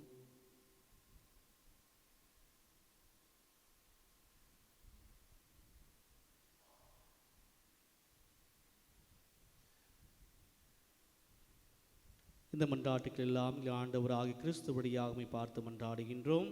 ஆமென்.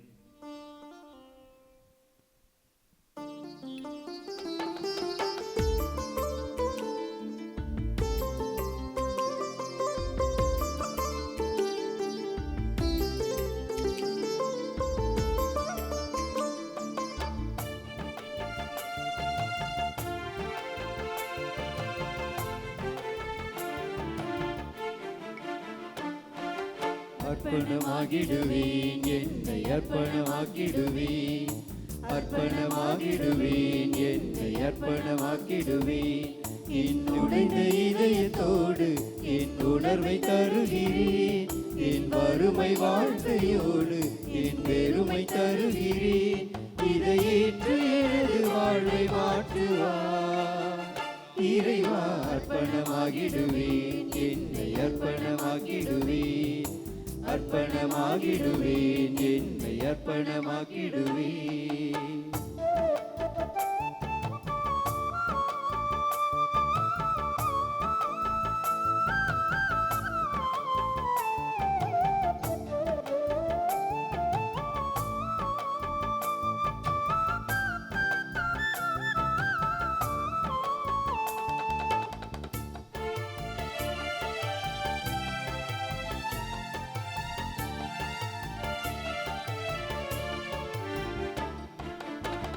ஒரு துளி காணிக்கையை ஒரு கடலாய் உன்னிரு கைகளிலே ஏற்கின்றாய். மனிதனின் கவலைகளை பனித்துளியாய் உன்னிரு கண்களிலே துடைக்கின்றாய். ஆபேலின் காணிக்கையை விரும்பினாய், ஆபிரகாம் காணிக்கையை விரும்பினாய். எனது உழைப்பில் ஒரு துளியை இங்கு ஏற்றுக்கொள்ள வேண்டியே அர்ப்பணமாகிடுவேன், என்னை அர்ப்பணமாக்கிடுவேன், அர்ப்பணமாகிடுவேன், என்னை அர்ப்பணமாக்கிடுவேன்.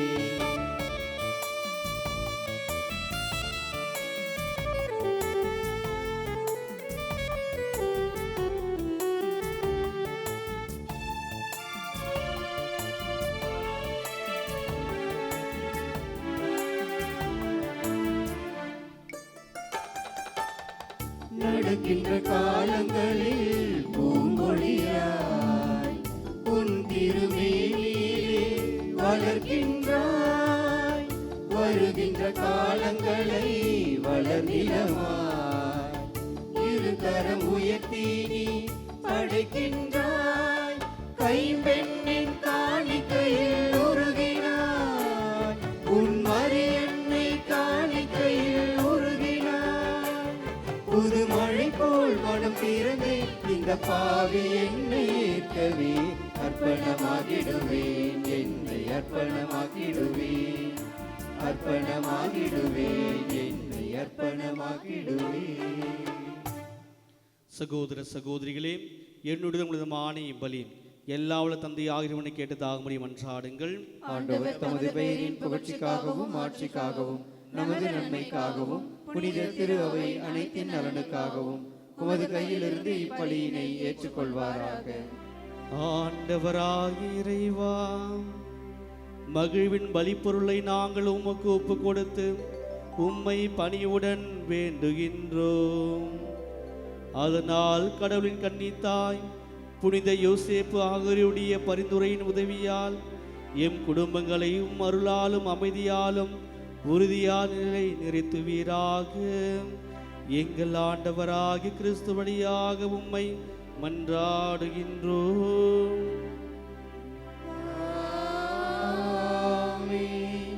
ஆண்டவர் உங்களோடு இருப்பாராக.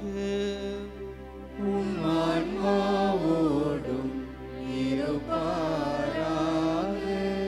இதயங்களை மேலே எழுப்புங்கள்.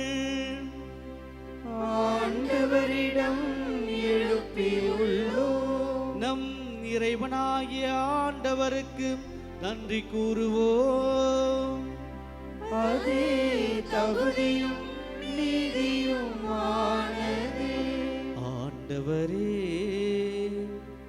தூயவரான தந்தையே, என்றும் உள்ள எல்லாம் வல்ல இறைவா, என்னாலும் எவ்விடத்திலும் நாங்கள் உமக்கு நன்றி செலுத்துவது மெய்யாகவே தகுதியும் நீதியும் ஆகும். எங்கள் கடமையும் மீட்புக்குரிய செயலுமாகும். ஏனெனில் வாக்கு மனிதரானார் என்னும் மறைநிகழ்வின் வாயிலாக உமது மாட்சியின் ஒளியை எங்கள் மனக்கண்களுக்கு புதிதாய் ஒளி வீசியது. எனவே அவரில் நாங்கள் கடவுளை கண்கூடாய் காண்கின்றோம். அவர் வழியாகவே கண்ணுக்கு காணாதவை அன்பினால் நாங்கள் ஆட்கொள்ளப்படுகின்றோம். ஆகவே வானதூதர் முதன்மை வானத்தரோடும் அரியணில் அமர்வோர் தலைமை தாங்குவரோடும் வான்படையில் நடையில் அனைத்தோடும் சேர்ந்து நாங்களும் அதுவும் மாட்சியை புகழ்ந்து பாடி முடிவின்றி பாடுவதாவது.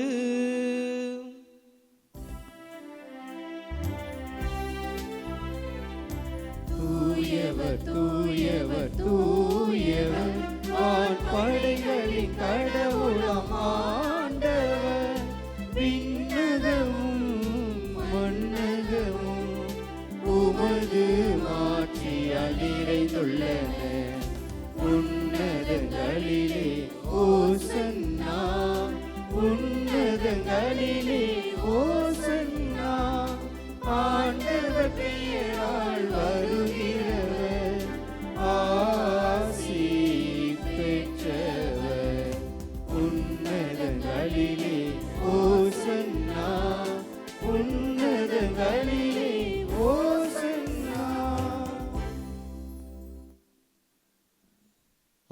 ஆண்டவரே, நீர் மெய்யாகவே தூயவர், தூய்மை அனைத்திற்கும் ஊற்று.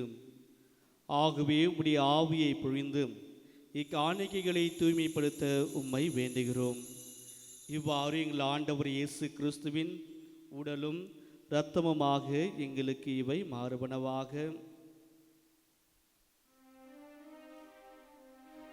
அவர் பாடுபட உளம் கனிந்து தம்மை கையளித்த போது அப்பத்தை எடுத்து நன்றி செலுத்தி அதை பெற்று தம் சீடர்களுக்கு அளித்து இயேசு கூறியதாவது: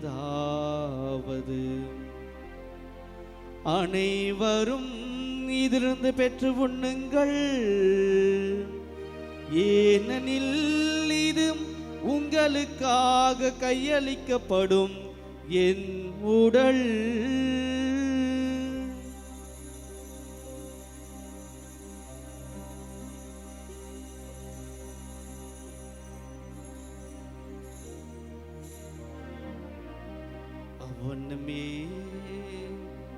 அவ்வண்ணமே இரவு விருந்தி அருந்திய பின் கிண்ணத்தையும் எடுத்து மீண்டும் உமக்கு நன்றி கூறி தம் சீடர்களுக்கு அளித்து இயேசு கூறியதாவது: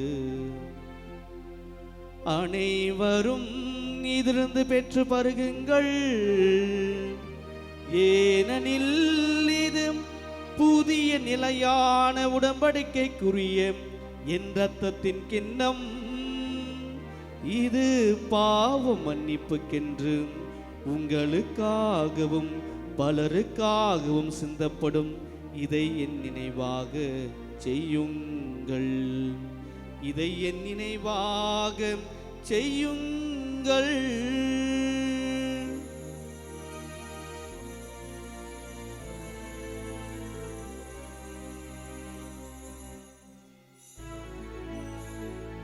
நம்பிக்கையின் மறைபொருள்.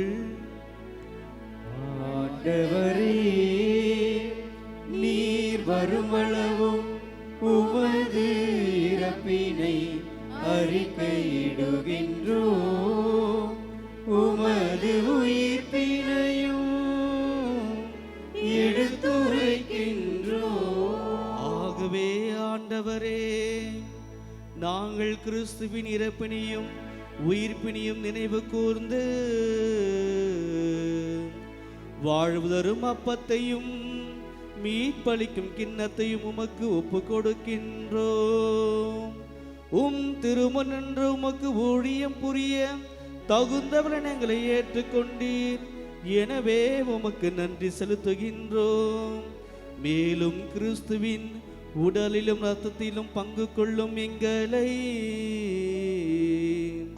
தூய ஆவியார் ஒன்று சேர்க்க வேண்டும் என உம்மை தாழ்மையுடன் மன்றாடுகின்றோம். ஆண்டவரே, உலகெங்கும் பரவிருக்கும் திரு அவை நினைவு கூர்ந்தள்ளும் எங்கள் திருத்தந்தை லியோ, எங்கள் ஆயர் நீதிநாதன் ஆண்டகை, எல்லா திருநிலையினர், குறிப்பாக தெய்வீக திருப்பலியில் பங்கேற்கும் அனைத்து குடும்பங்களையும் உமது திரு அவில் அன்பில் நிறைவு பெற செய்திருள்ளும். மேலும் உயிர்த்தெழும் எதிர்நோக்குடன் துயில் கொள்ளும் எங்கள் சகோதர சகோதரிகளையும் இறந்தோர் அனைவரையும் இரக்கத்துடன் நினைவு கூர்ந்து உமது திருமுக ஒளியினுள் ஏற்றுள்ளும். எங்கள் அனைவர் மீதும் இரக்கமாயிரும். கடவுளின் கன்னி தாயான புனித மரியா, அவருடைய கணவரான புனித யோசேப்பு, புனித திருத்தூதர்கள், இவ்வுலகிலும் அந்தோனியார் அனைவருடனும் நாங்கள் நிலைவாழ்வில் பங்கு கொள்ளும் தகுதி பெற்று திருமகன் இயேசு கிறிஸ்து வழியாக உம்மை புகழ்ந்தேத்தம் வரமருள உம்மை மன்றாடுகின்றோம்.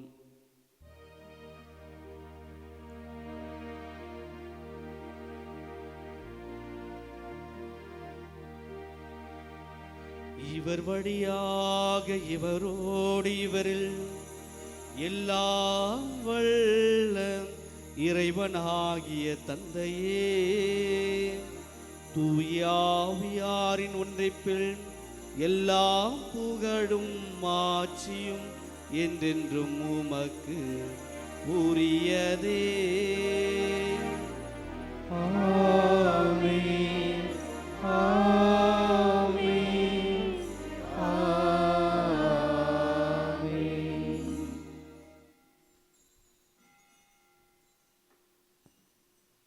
அன்பார்ந்தவர்களே, நாம் திருக்குடும்ப விழாவை கொண்டாடுகின்றோம். வேறு ஒருவேளை நம்முடைய அருகாமையில் இருப்பவர்கள் நம்முடைய குடும்பத்தை சார்ந்தவர்களாக இருக்க மாட்டார்கள். இருந்த பொழுதிலும் நாம் அனைவரும் திரு அவை என்கிற ஒரே குடும்பமாக நாம் இங்கு இணைந்திருக்கின்றோம். அதனால் அனைவரும் கரங்களை விரித்து அருகாமையில் இருக்கும் அந்த நபரிடம் உங்களுடைய கரங்களை கொடுங்கள். அருகாமையில் இருக்கும் நபரிடம் கரங்களை கொடுத்து நம்ம ஆண்டவர் இயேசு கிறிஸ்து சொல்லிக் கொடுத்த ஜெபத்தை அனைவரும் சேர்ந்து சொல்வோம். விண்ணுலகில் இருக்கின்ற எங்கள் தந்தையே, உமது பெயர் தூயது என போற்ற பெறுக. உமது ஆட்சி வருக. உமது திருவுளம் விண்ணுலகில் நிறைவேறுவது போல மண்ணுலகிலும் நிறைவேறுக. எங்கள் அன்றாட உணவை இன்று எங்களுக்கு தாரும். எங்களுக்கு எதிராக குற்றம் செய்வோரை நாங்கள் மன்னிப்பது போல எங்கள் குற்றங்களை மன்னியும். எங்களை சோதனைக்கு உட்படுத்தாதேயும், தீமையிலிருந்து எங்களை விடுவித்தருளும். ஆண்டவரே, தீமை அனைத்திலுமிருந்து எங்களை விடுவித்து எங்கள் வாழ்நாளில் அமைதியை கனிவுடன் அருள உம்மை மன்றாடுகின்றோம். உமது இரக்கத்தின் உதவியால் நாங்கள் பாவத்திலிருந்து எப்போது விடுதலை பெற்று யாதொரு கலக்கமுமின்றி நலமாய் இருப்போமாக. நாங்கள் இது நோக்கி இருக்கும் பேரின்பத்திற்காகவும் எம் மீட்பராக இயேசு கிறிஸ்துவின் வருகைக்காகவும் காத்திருக்கின்றோம். ஏனெனில் ஆட்சியும் வல்லமையும் ஆட்சியும் என்றென்றும் உமதே. ஆண்டவரே இயேசு கிறிஸ்துவே, அமைதியை உங்களுக்கு விட்டுச் செல்கிறேன், என் அமைதியை உங்களுக்கு அளிக்கிறேன் என்றும் திருத்தூதர்களுக்கு மொழிந்தீரேன். எங்கள் பாவங்களை பாராமல் உமது திரு அவை நம்பிக்கையை கண்ணோக்கி உமது திருவுளத்துக்கு ஏற்ப அதற்கு அமைதியும் ஒற்றுமையும் அளித்தருள்வீராக. என்றென்றும் வாழ்ந்து ஆட்சி செய்கின்றவர் நீரே. ஆமென். ஆண்டவருடைய அமைதி உங்களோடு என்றும் இருப்பதாக. உம் ஆன்மாவோடும் இருப்பதாக. நம் ஆண்டவர் தருகின்ற அமைதியை ஒருவர் மற்றவரோடு பகிர்ந்து கொள்வோம்.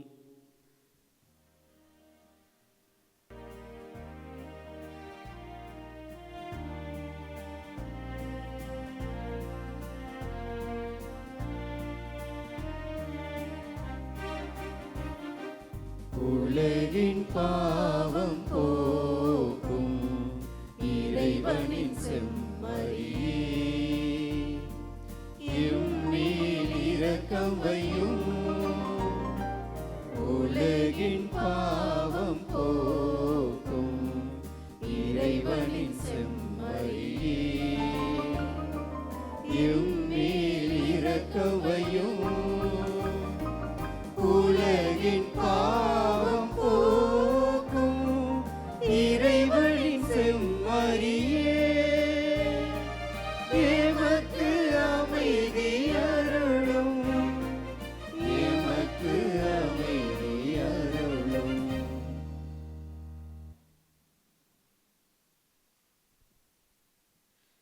இதோ இறைவனின் செம்மறி, குடும்பங்கள் மத்தியில் பிறந்து குடும்பத்தில் மகிழ்ச்சியும் சமாதானத்தையும் ஒற்றுமையும் கொண்டு வந்த இறைவன் நம்முடைய பாவங்களை போக்கி நாம் அனைவரும் கடவுளுடைய பிள்ளைகளாக வாழ நமக்காக தன்னுடைய உயிரை கொடுத்த தேவன் இப்படி செம்மறி விருந்துக்கு அழைக்கப்பெற்ற அனைவரும் பேறு பெற்றோர். ஆண்டவரே, நீர் என் இல்லத்தில் எழுந்தருள நான் தகுதியற்றவள். ஆனால் ஒரு வார்த்தை மட்டும் சொல்லியருளும், எனது ஆன்மா நலமடையும்.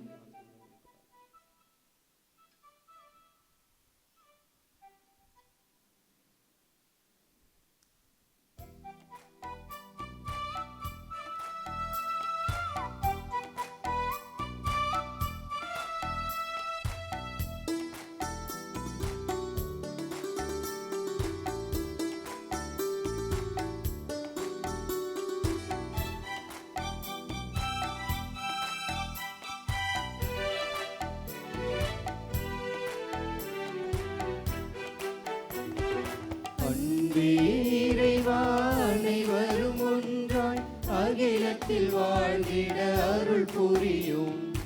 அன்பே இறைவா, அனைவரும் ஒன்றாய் அகிலத்தில் வாழ்ந்திட அருள் புரியும். ஒன்றாய் வாழ்ந்திட நன்றாய் வாழ்ந்திட அன்பாய் வாழ்ந்திட அருள் புரியும்.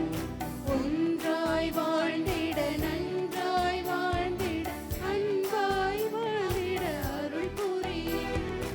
அன்பே இறைவா, அனைவரும் ஒன்றாய் அகிலத்தில் வாழ்ந்திட அருள் புரியும்.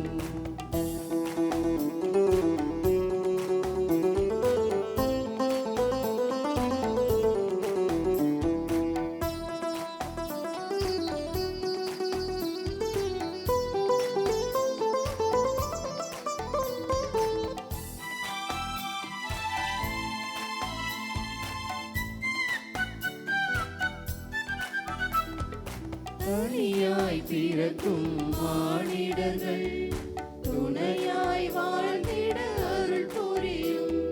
தனியாய் பிறக்கும் மானிடர்கள் துணையாய் வாழ்ந்திட அருள் புரியும்.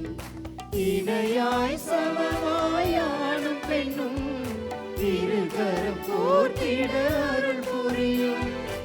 இணையாய் சமமாயானும் பெண்ணும் இருகரம் போற்றிட அருள் புரியும். இருகரம் போற்றிட அருள் புரியும். ஒன்றாய் வாழ்ந்திட நன்றாய் வாழ்ந்திட அன்பாய் வாழ்ந்திட அருள் புரியும்.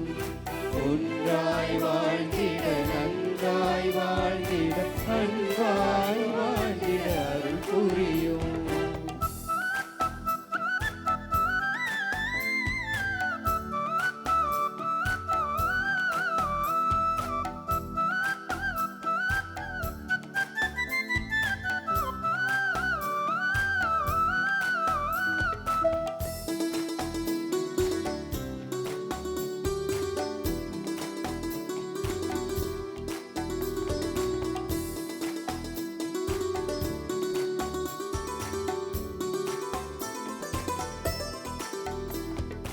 தந்தையும் தாயும் குடும்பத்திலே சிந்தை ஒன்றாகிட அருள் புரியும்.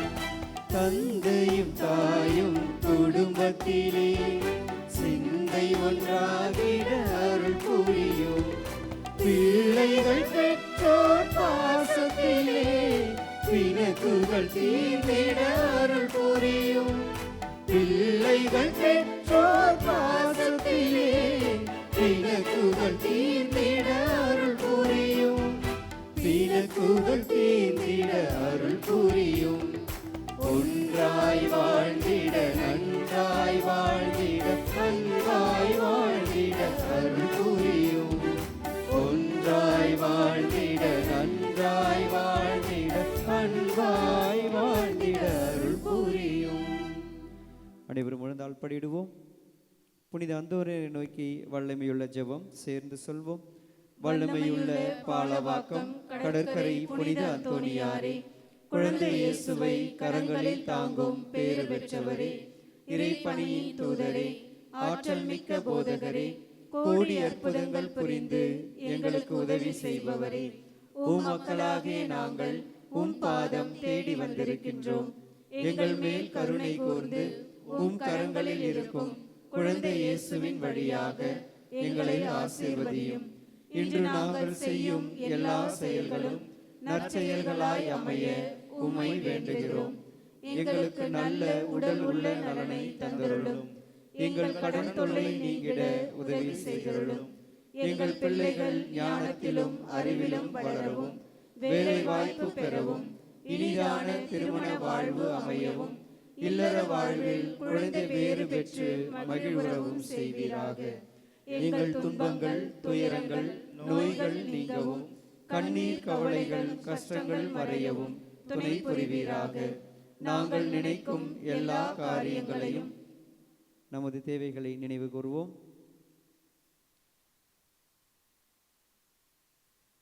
நிறைவேற்றி எங்களுக்கு அமைதியான வாழ்வை தந்தருளும். எங்களுக்காக உம் திருக்கரத்தில் இருக்கும் குழந்தை இயேசுவிடம் அனுதினமும் மன்றாடும். ஆமென். அமர்வோம். அறிவிப்புகள். தாயாம் திருவையானது இன்று திருக்குடும்ப திருவிழாவை கொண்டாடுகிறது. குடும்பத்தில் வாழ்ந்து கொண்டிருக்கக்கூடிய, குடும்பத்தை வழிநடத்தி கொண்டிருக்கக்கூடிய கணவனாய் மனைவியாய் தந்தையாய் தாயாய் இருக்கக்கூடியவர்களுக்கும், குடும்பத்திலே உறவுகளாய் இருக்கக்கூடிய பிள்ளைகள் மற்ற உறவுகள் சார்ந்த உங்கள் அனைவருக்கும் திருக்குடும்பத்தினுடைய பெருவிழாவின் வாழ்த்துக்களையும் ஜபங்களையும் இறை ஆசிரியையும் பகிர்ந்து கொள்வதிலே மகிழ்ச்சி அடைகிறோம். திருத்தல தந்தையர்கள் சார்பாக, அருட் சகோதரிகள் சார்பாக குடும்பத்தின திருக்குடும்பத்தின வாழ்த்துக்களை, விழாவின் வாழ்த்துக்களை தெரிவித்துக் கொள்வதிலே மகிழ்ச்சி அடைகிறோம். Happy feast. உங்களுக்கு தான் விஷ் பண்ண. Happy feast. இல்லை சவுண்டை காணுமே தான் கேட்டேன். நம்மளுக்கு விஷ் பண்ணாலும் விஷ் வராது, எப்படி இருக்குன்னு கேட்டாலும் பதில் வராது. Happy feast. தேங்க்யூ. எனக்கு குடும்பம் இல்லை, ஆனால் நான் ஒரு குடும்பத்தை சார்ந்தவன். ஓகேங்களா? Okay, thank you. பிடிமாடுகளே ஒரு சில அறிவிப்புகள் வேகமாக. இன்றைய திருப்பலியை நிறைவேற்றி இன்றைய திருப்பலியை சிறப்பித்து தந்திருக்கக்கூடிய சவேரியால் அன்பித்து சார்ந்த இறை மக்களுக்கு நம்முடைய மனமார்ந்த நன்றிகளையும் பாராட்டுகளையும் தெரிவித்துக் கொள்வோம். அடுத்த ஞாயிற்றுக்கிழமை திருப்பலி சிறப்பிக்க வேண்டியவர்கள் குழந்தை இயேசு அன்பித்து சார்ந்தவர்கள். பிரியமாடு ஏற்கனவே நமக்கு அறிவுறுத்திய போல இன்று நடைபெறுகிற 11 மணி திருப்பலியானது தம்பதியர்களுக்கான சிறப்பு திருப்பலியாக நாம் ஒப்பு கொடுத்து ஜெபிக்கிறோம். இன்றைக்கி நிறைய பேர் இல்லை, அவங்க எல்லோரும் இந்த 11 மணி திருப்பலிக்கு வருவார்கள் என்று எதிர்பார்க்கிறோம். பூசைக்கு வராங்களா இல்லை ஊருக்கு போயிட்டாங்கன்னு தெரியல, ஆனால் நிறைய பேர் காணும். ஆனால் நிறைய பேர் இங்கே தம்பதியர்களாக வந்திருக்கிறீர்கள். தம்பதிகளுக்கு உண்டான ஒரு திருப்பலி இருக்கிறது என சொல்லி இருக்கிறோம். ஆனாலும் பரவாயில்லை, உங்களுக்கு வேறு வேலைகள் இருக்கும்னு நினைக்கிறேன். ஆக இன்றைக்கு 11 மணி திருப்பலி தம்பதிகளுக்கான திருப்பலியாக நடைபெறும். நம்முடைய பங்கில் இருக்கிற ஒவ்வொரு குடும்ப தலைவனுக்காக தலைவிக்காக ஜெபிக்கிற இந்த திருப்பலி முடிந்தவர்கள் மீண்டுமாக திருப்பலியில் பங்கெடுத்து இறை ஆசீர் பெற்று செல்லலாம். வரக்கூடிய புத்தாண்டு வழிபாட்டு நேரங்கள் 31ஆம் தேதி இரவு 9 மணிக்கு ஆங்கிலத்தில் நன்றி ஆராதனை நடைபெறும்.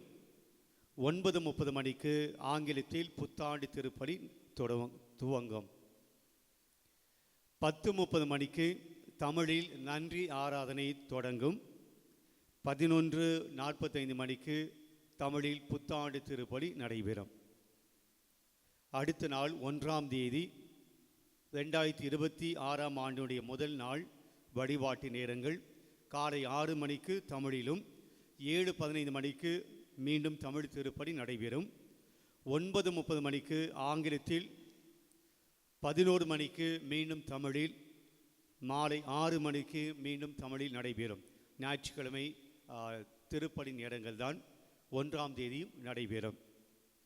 பிரியமானவர்களின் நற்கருணை ஆராதனையில் பங்கெடுப்பது குறைந்து கொண்டே இருப்பதாக நான் பார்க்கிறேன்.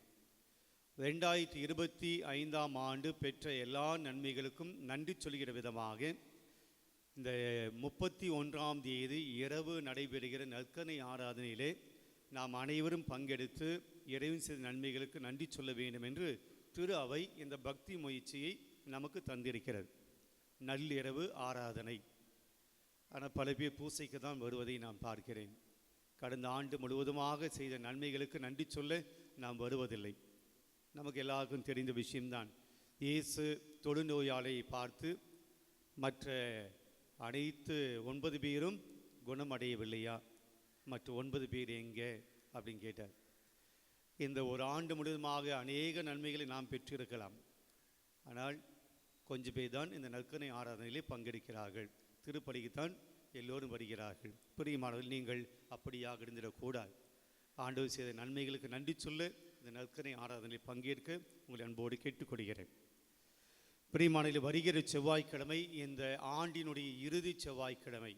நமக்கு செவ்வாய்க்கிழமை என்பது மிக முக்கியமான நாள், அந்தோனியாருடைய நாள். இந்த ஆண்டு முழுவதுமாக அந்தோனியார் வழியாக பெற்றுக்கொண்ட நன்மைகளுக்கு நன்றி சொல்கிற நாளாக வருகிற இந்த ஆண்டினுடைய இறுதி செவ்வாயாக அமைகிறது. 11 மணிக்கு நடைபெறுகிற திருப்பலியிலும் மாலை நடைபெறக்கூடிய வழிபாடுகளிலும் நாம் அந்தோனியார் வழியாக பெற்ற நன்மைகளுக்கு நன்றி சொல்ல இருக்கிறோம்.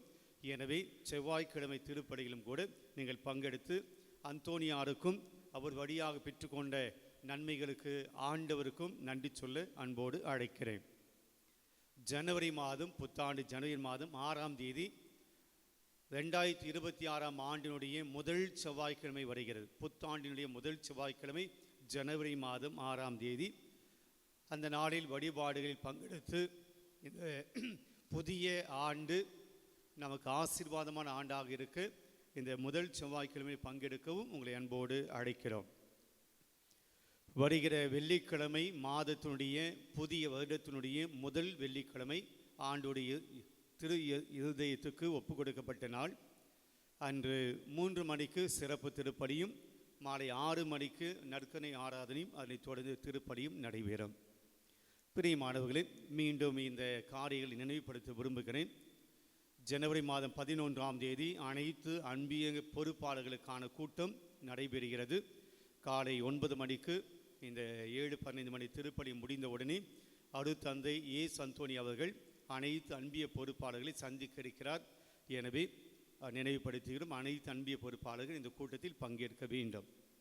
ஜனவரி மாதம் 25ஆம் தேதி, ஜனவரி மாதத்தினுடைய கடைசி ஞாயிற்றுக்கிழமை, அன்பிய பொறுப்பாளர்களை தேர்ந்தெடுக்கக்கூடிய தேர்தல் நடைபெறும். அனைத்து பங்கு மக்களும், அனைத்து அன்பிய மக்களும் உங்களுடைய அன்பிய பொறுப்பாளர்களை, புதிய அன்பிய பொறுப்பாளர்களை தேர்ந்தெடுத்து கொடுக்க வேண்டும். அன்று மாலை அந்த தேர்தல் நம்முடைய பங்கு வளாகத்தில் நடைபெறும். எனவே அனைத்து அன்பிய மக்கள் அல்லது அனைத்து பங்கு மக்கள் உடைய அன்பிய பொறுப்பாளரை தேர்ந்தெடுக்க அந்த 25ஆம் தேதி மாலை 4 மணிக்கு ஆலய வளாகத்துக்கு வரும்படியாக அன்போடு கேட்டுக்கொள்கிறோம். இது என்னுடைய எளிமையான ஒரு ரிக்வெஸ்ட். இந்த ஆண்டுக்கான மாத சந்தாவை நிலுவை இல்லாமல் முழுவதுமாக செலுத்த அன்போடு கேட்டுக்கொள்கிறோம். அடுத்த ஆண்டு புதிய ஆண்டு, இந்த ஆண்டுக்கான மாத சந்தாவை அனைவரும் நீங்கள் செலுத்தி புதிய ஆண்டுக்குள் நுழையும்படியாக கேட்டுக்கொள்கிறோம். சொல்லுவாங்க, கடன்காரனும் அடுத்த வருஷத்துக்கு போகக்கூடாது, எந்த கடனை வச்சுட்டு போகக்கூடாது. மனுஷனுக்கு கடன் வச்சுட்டு போகக்கூடாதுன்னு நினைக்கிறோம். இதெல்லாம் கடவுளுடைய காரியங்கள். கடவுளுடைய காரியங்களில் கடன் வைத்து புதிய ஆண்டுக்குள் நாம் செல்ல வேண்டாம்.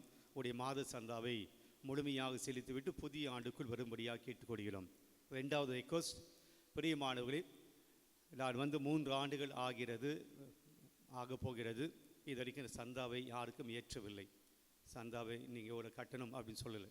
அவரவர் என்ன செலுத்தி கொண்டிருக்கிறீர்களோ அதைத்தான் செலுத்துகிறோம். ஆக 2026ஆம் ஆண்டில் உங்களுடைய சந்தாவை அதிகப்படுத்தும்படியாக கேட்டுக்கொள்கிறோம். நாம் எப்போது இந்த சந்தாவை கட்ட தொடங்கினோமோ அதிலிருந்து இதுவரையிலும் அதே சந்தாவைத்தான் பல பேர் கட்டி கொண்டிருக்கிறோம். ஏற்றினவங்களுக்கு பிரச்சனை இல்லை. ஆக உங்களுடைய சந்தாவை உயர்த்தும்படியாகவும் இது ஒரு தாழ்மையான வேண்டுகோளாக வைக்கிறோம். வின்சென்ட் பால் சபையினர் தங்களுக்குண்டான காணிக்கை எடுப்பார்கள். 2வது வாரம் அவர்கள் எடுக்கவில்லை. தியானம் நடந்ததினால் வேறு பங்கிலிருந்து வந்து காணிக்கை எடுத்தினால் அன்றைக்கு நாம் எடுக்கவில்லை. எனவே வின்சென்ட் பால் சபை தங்களுக்குண்டான காணிக்கை எடுப்பார்கள். பிரியமானவர்களே, இந்த உரகடும் பங்கினுடைய பங்கு தந்தை அவர்கள் நம்முடைய ஆலயத்துக்கு வந்து உதவியை கேட்டார். தன்னுடைய பங்கிலே புதிய ஆலயம் கட்டுவதற்காக. அதற்காக நீங்கள் காணிக்கையை செலுத்தினீர்கள். அன்றைக்கு திருப்பலியில் எடுத்த எல்லா காணிக்கையும் நீங்கள் தனியாக கொடுத்த அனைத்து காணிக்கையும் சேர்த்து ஒட்டுமொத்தமாக அவர்களிடம் நீங்கள் தந்த காணிக்கை 1,46,025 ரூபாய். கிறிஸ்மஸ் நேரத்திலும் கூட நீங்கள் மிகப்பெரிய ஒரு தொகையை இந்த பங்குக்கு கொடுத்து உதவி செய்திருக்கிறீர்கள். நாம் ஒருவரை கரங்களை தட்டி நாம் பாராட்டிக் கொள்வோம். பிரியமானவர்களே, கிராமப்புற பங்கிலிருந்து நமக்கு உதவி கேட்கிறவர்களுக்கு நாம் எப்போதுமே நோ அப்படின்னு சொன்னது கிடையாது, இல்லை அப்படின்னு சொன்னது கிடையாது.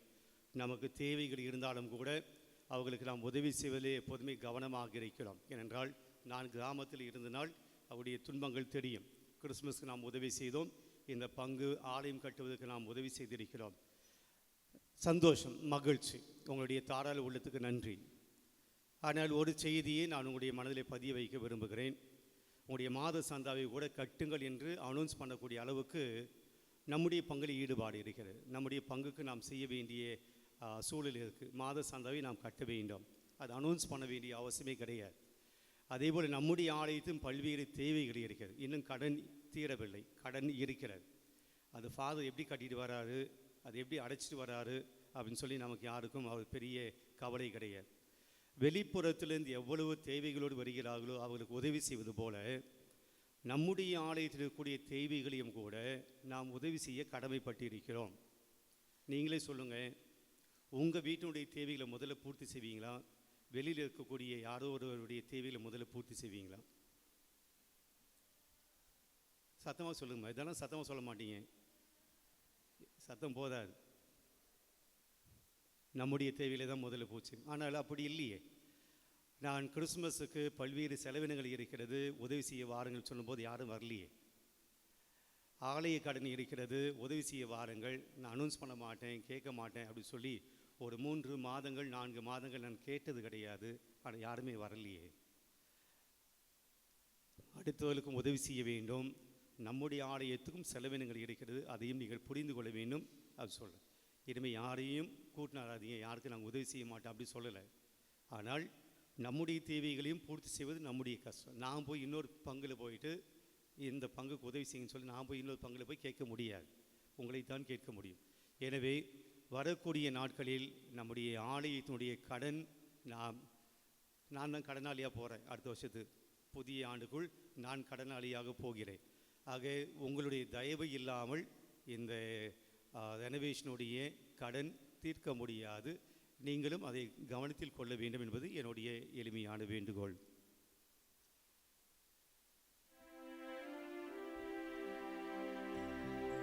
நன்றி கூறி மன்றாடுவோமாக. கனிவுமிக்க தந்தையாகிய இறைவா, விண்ணக அருள் அடையாளங்கள் புதுப்பிக்க பெற்ற இவர்கள் திருக்குடும்பத்தின் எடுத்துக்காட்டை இடையராது பின்பற்ற செய்தருளும். அதனால் இவர்கள் இவ்வுலக நிலைகளுக்கு பிறகு அது நிலையான தோழமை பெறுவர்களாக எங்கள் ஆண்டவராகி கிறிஸ்து வழியாக உம்மை மன்றாடுகின்றோம். ஆண்டவர் உங்களோடு இருப்பாராக. ஆன்மாவோடும் இருப்பாராக. எல்லாம் வல்ல இறைவன் தந்தை, மகன், தூய ஆவியானவர் உங்கள் அனைவரையும் நிறைவாக ஆசீர்வதிப்பாராக. சென்று வாழுங்கள், வாழ்க்கை பலி தொடர்கின்றது. இறைவனுக்கு நன்றி. புத்தாண்டினுடைய இரவு திருப்பலியானது நம்முடைய பங்கில் இயங்கிக் கொண்டிருக்கிற அனைத்து பக்த சபைகள், ஆலய குழுக்கள் சிறப்பிப்பார்கள். புதன்கிழமை அதுக்குண்டான முன்னுரைகள், வாசங்கள் அனைத்தையும் பக்த சபைகளுடைய பொறுப்பாளர்கள் உதவி பங்கு தந்தையிடமிருந்து பெற்றுக்கொண்டு பயிற்சிக்கு அனுப்ப அன்போடு கேட்டுக்கொள்கிறோம்.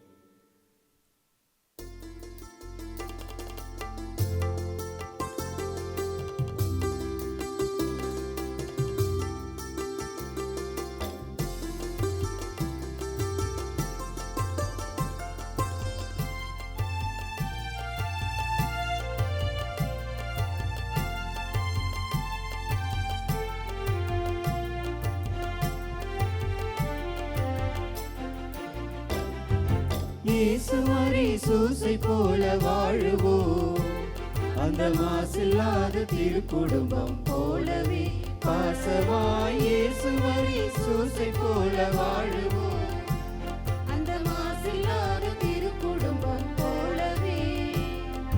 குடும்பம் நல்ல குடும்பம் ஒரு கோவிலாகும் அன்பாலே, குடும்பம் நல்ல குடும்பம் கலைக்கழகமாகும் பண்பாலே, குடும்பம் நல்ல குடும்பம் ஒரு கோவிலாகும் அன்பாலே, குடும்பம் நல்ல குடும்பம் கலைக்கழகமாகும் பண்பாலே. இயேசுவரி சூசை போல வாழுவோம், அந்த மாசில்லாத திருக்குடும்பம் போலவே.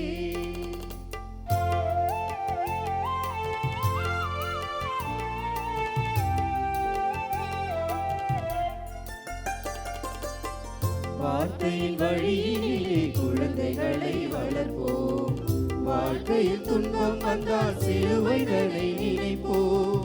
வார்த்தையின் வழியிலே குழந்தைகளை வளர்ப்போம், வாழ்க்கையில் துன்பம் வந்தால் சிலுவைகளை நினைப்போம்.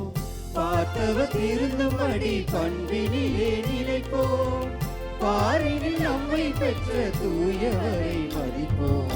குடும்பம் நல்ல குடும்பம் ஒரு கோவிலாகும் அன்பாலே, குடும்பம் நல்ல குடும்பம் கலைக்கழகமாகும் பண்பாலே, குடும்பம் நல்ல குடும்பம் ஒரு கோவிலாகும் அன்பாலே, குடும்பம் நல்ல குடும்பம் கலைக்கழகமாகும் பண்பாலே.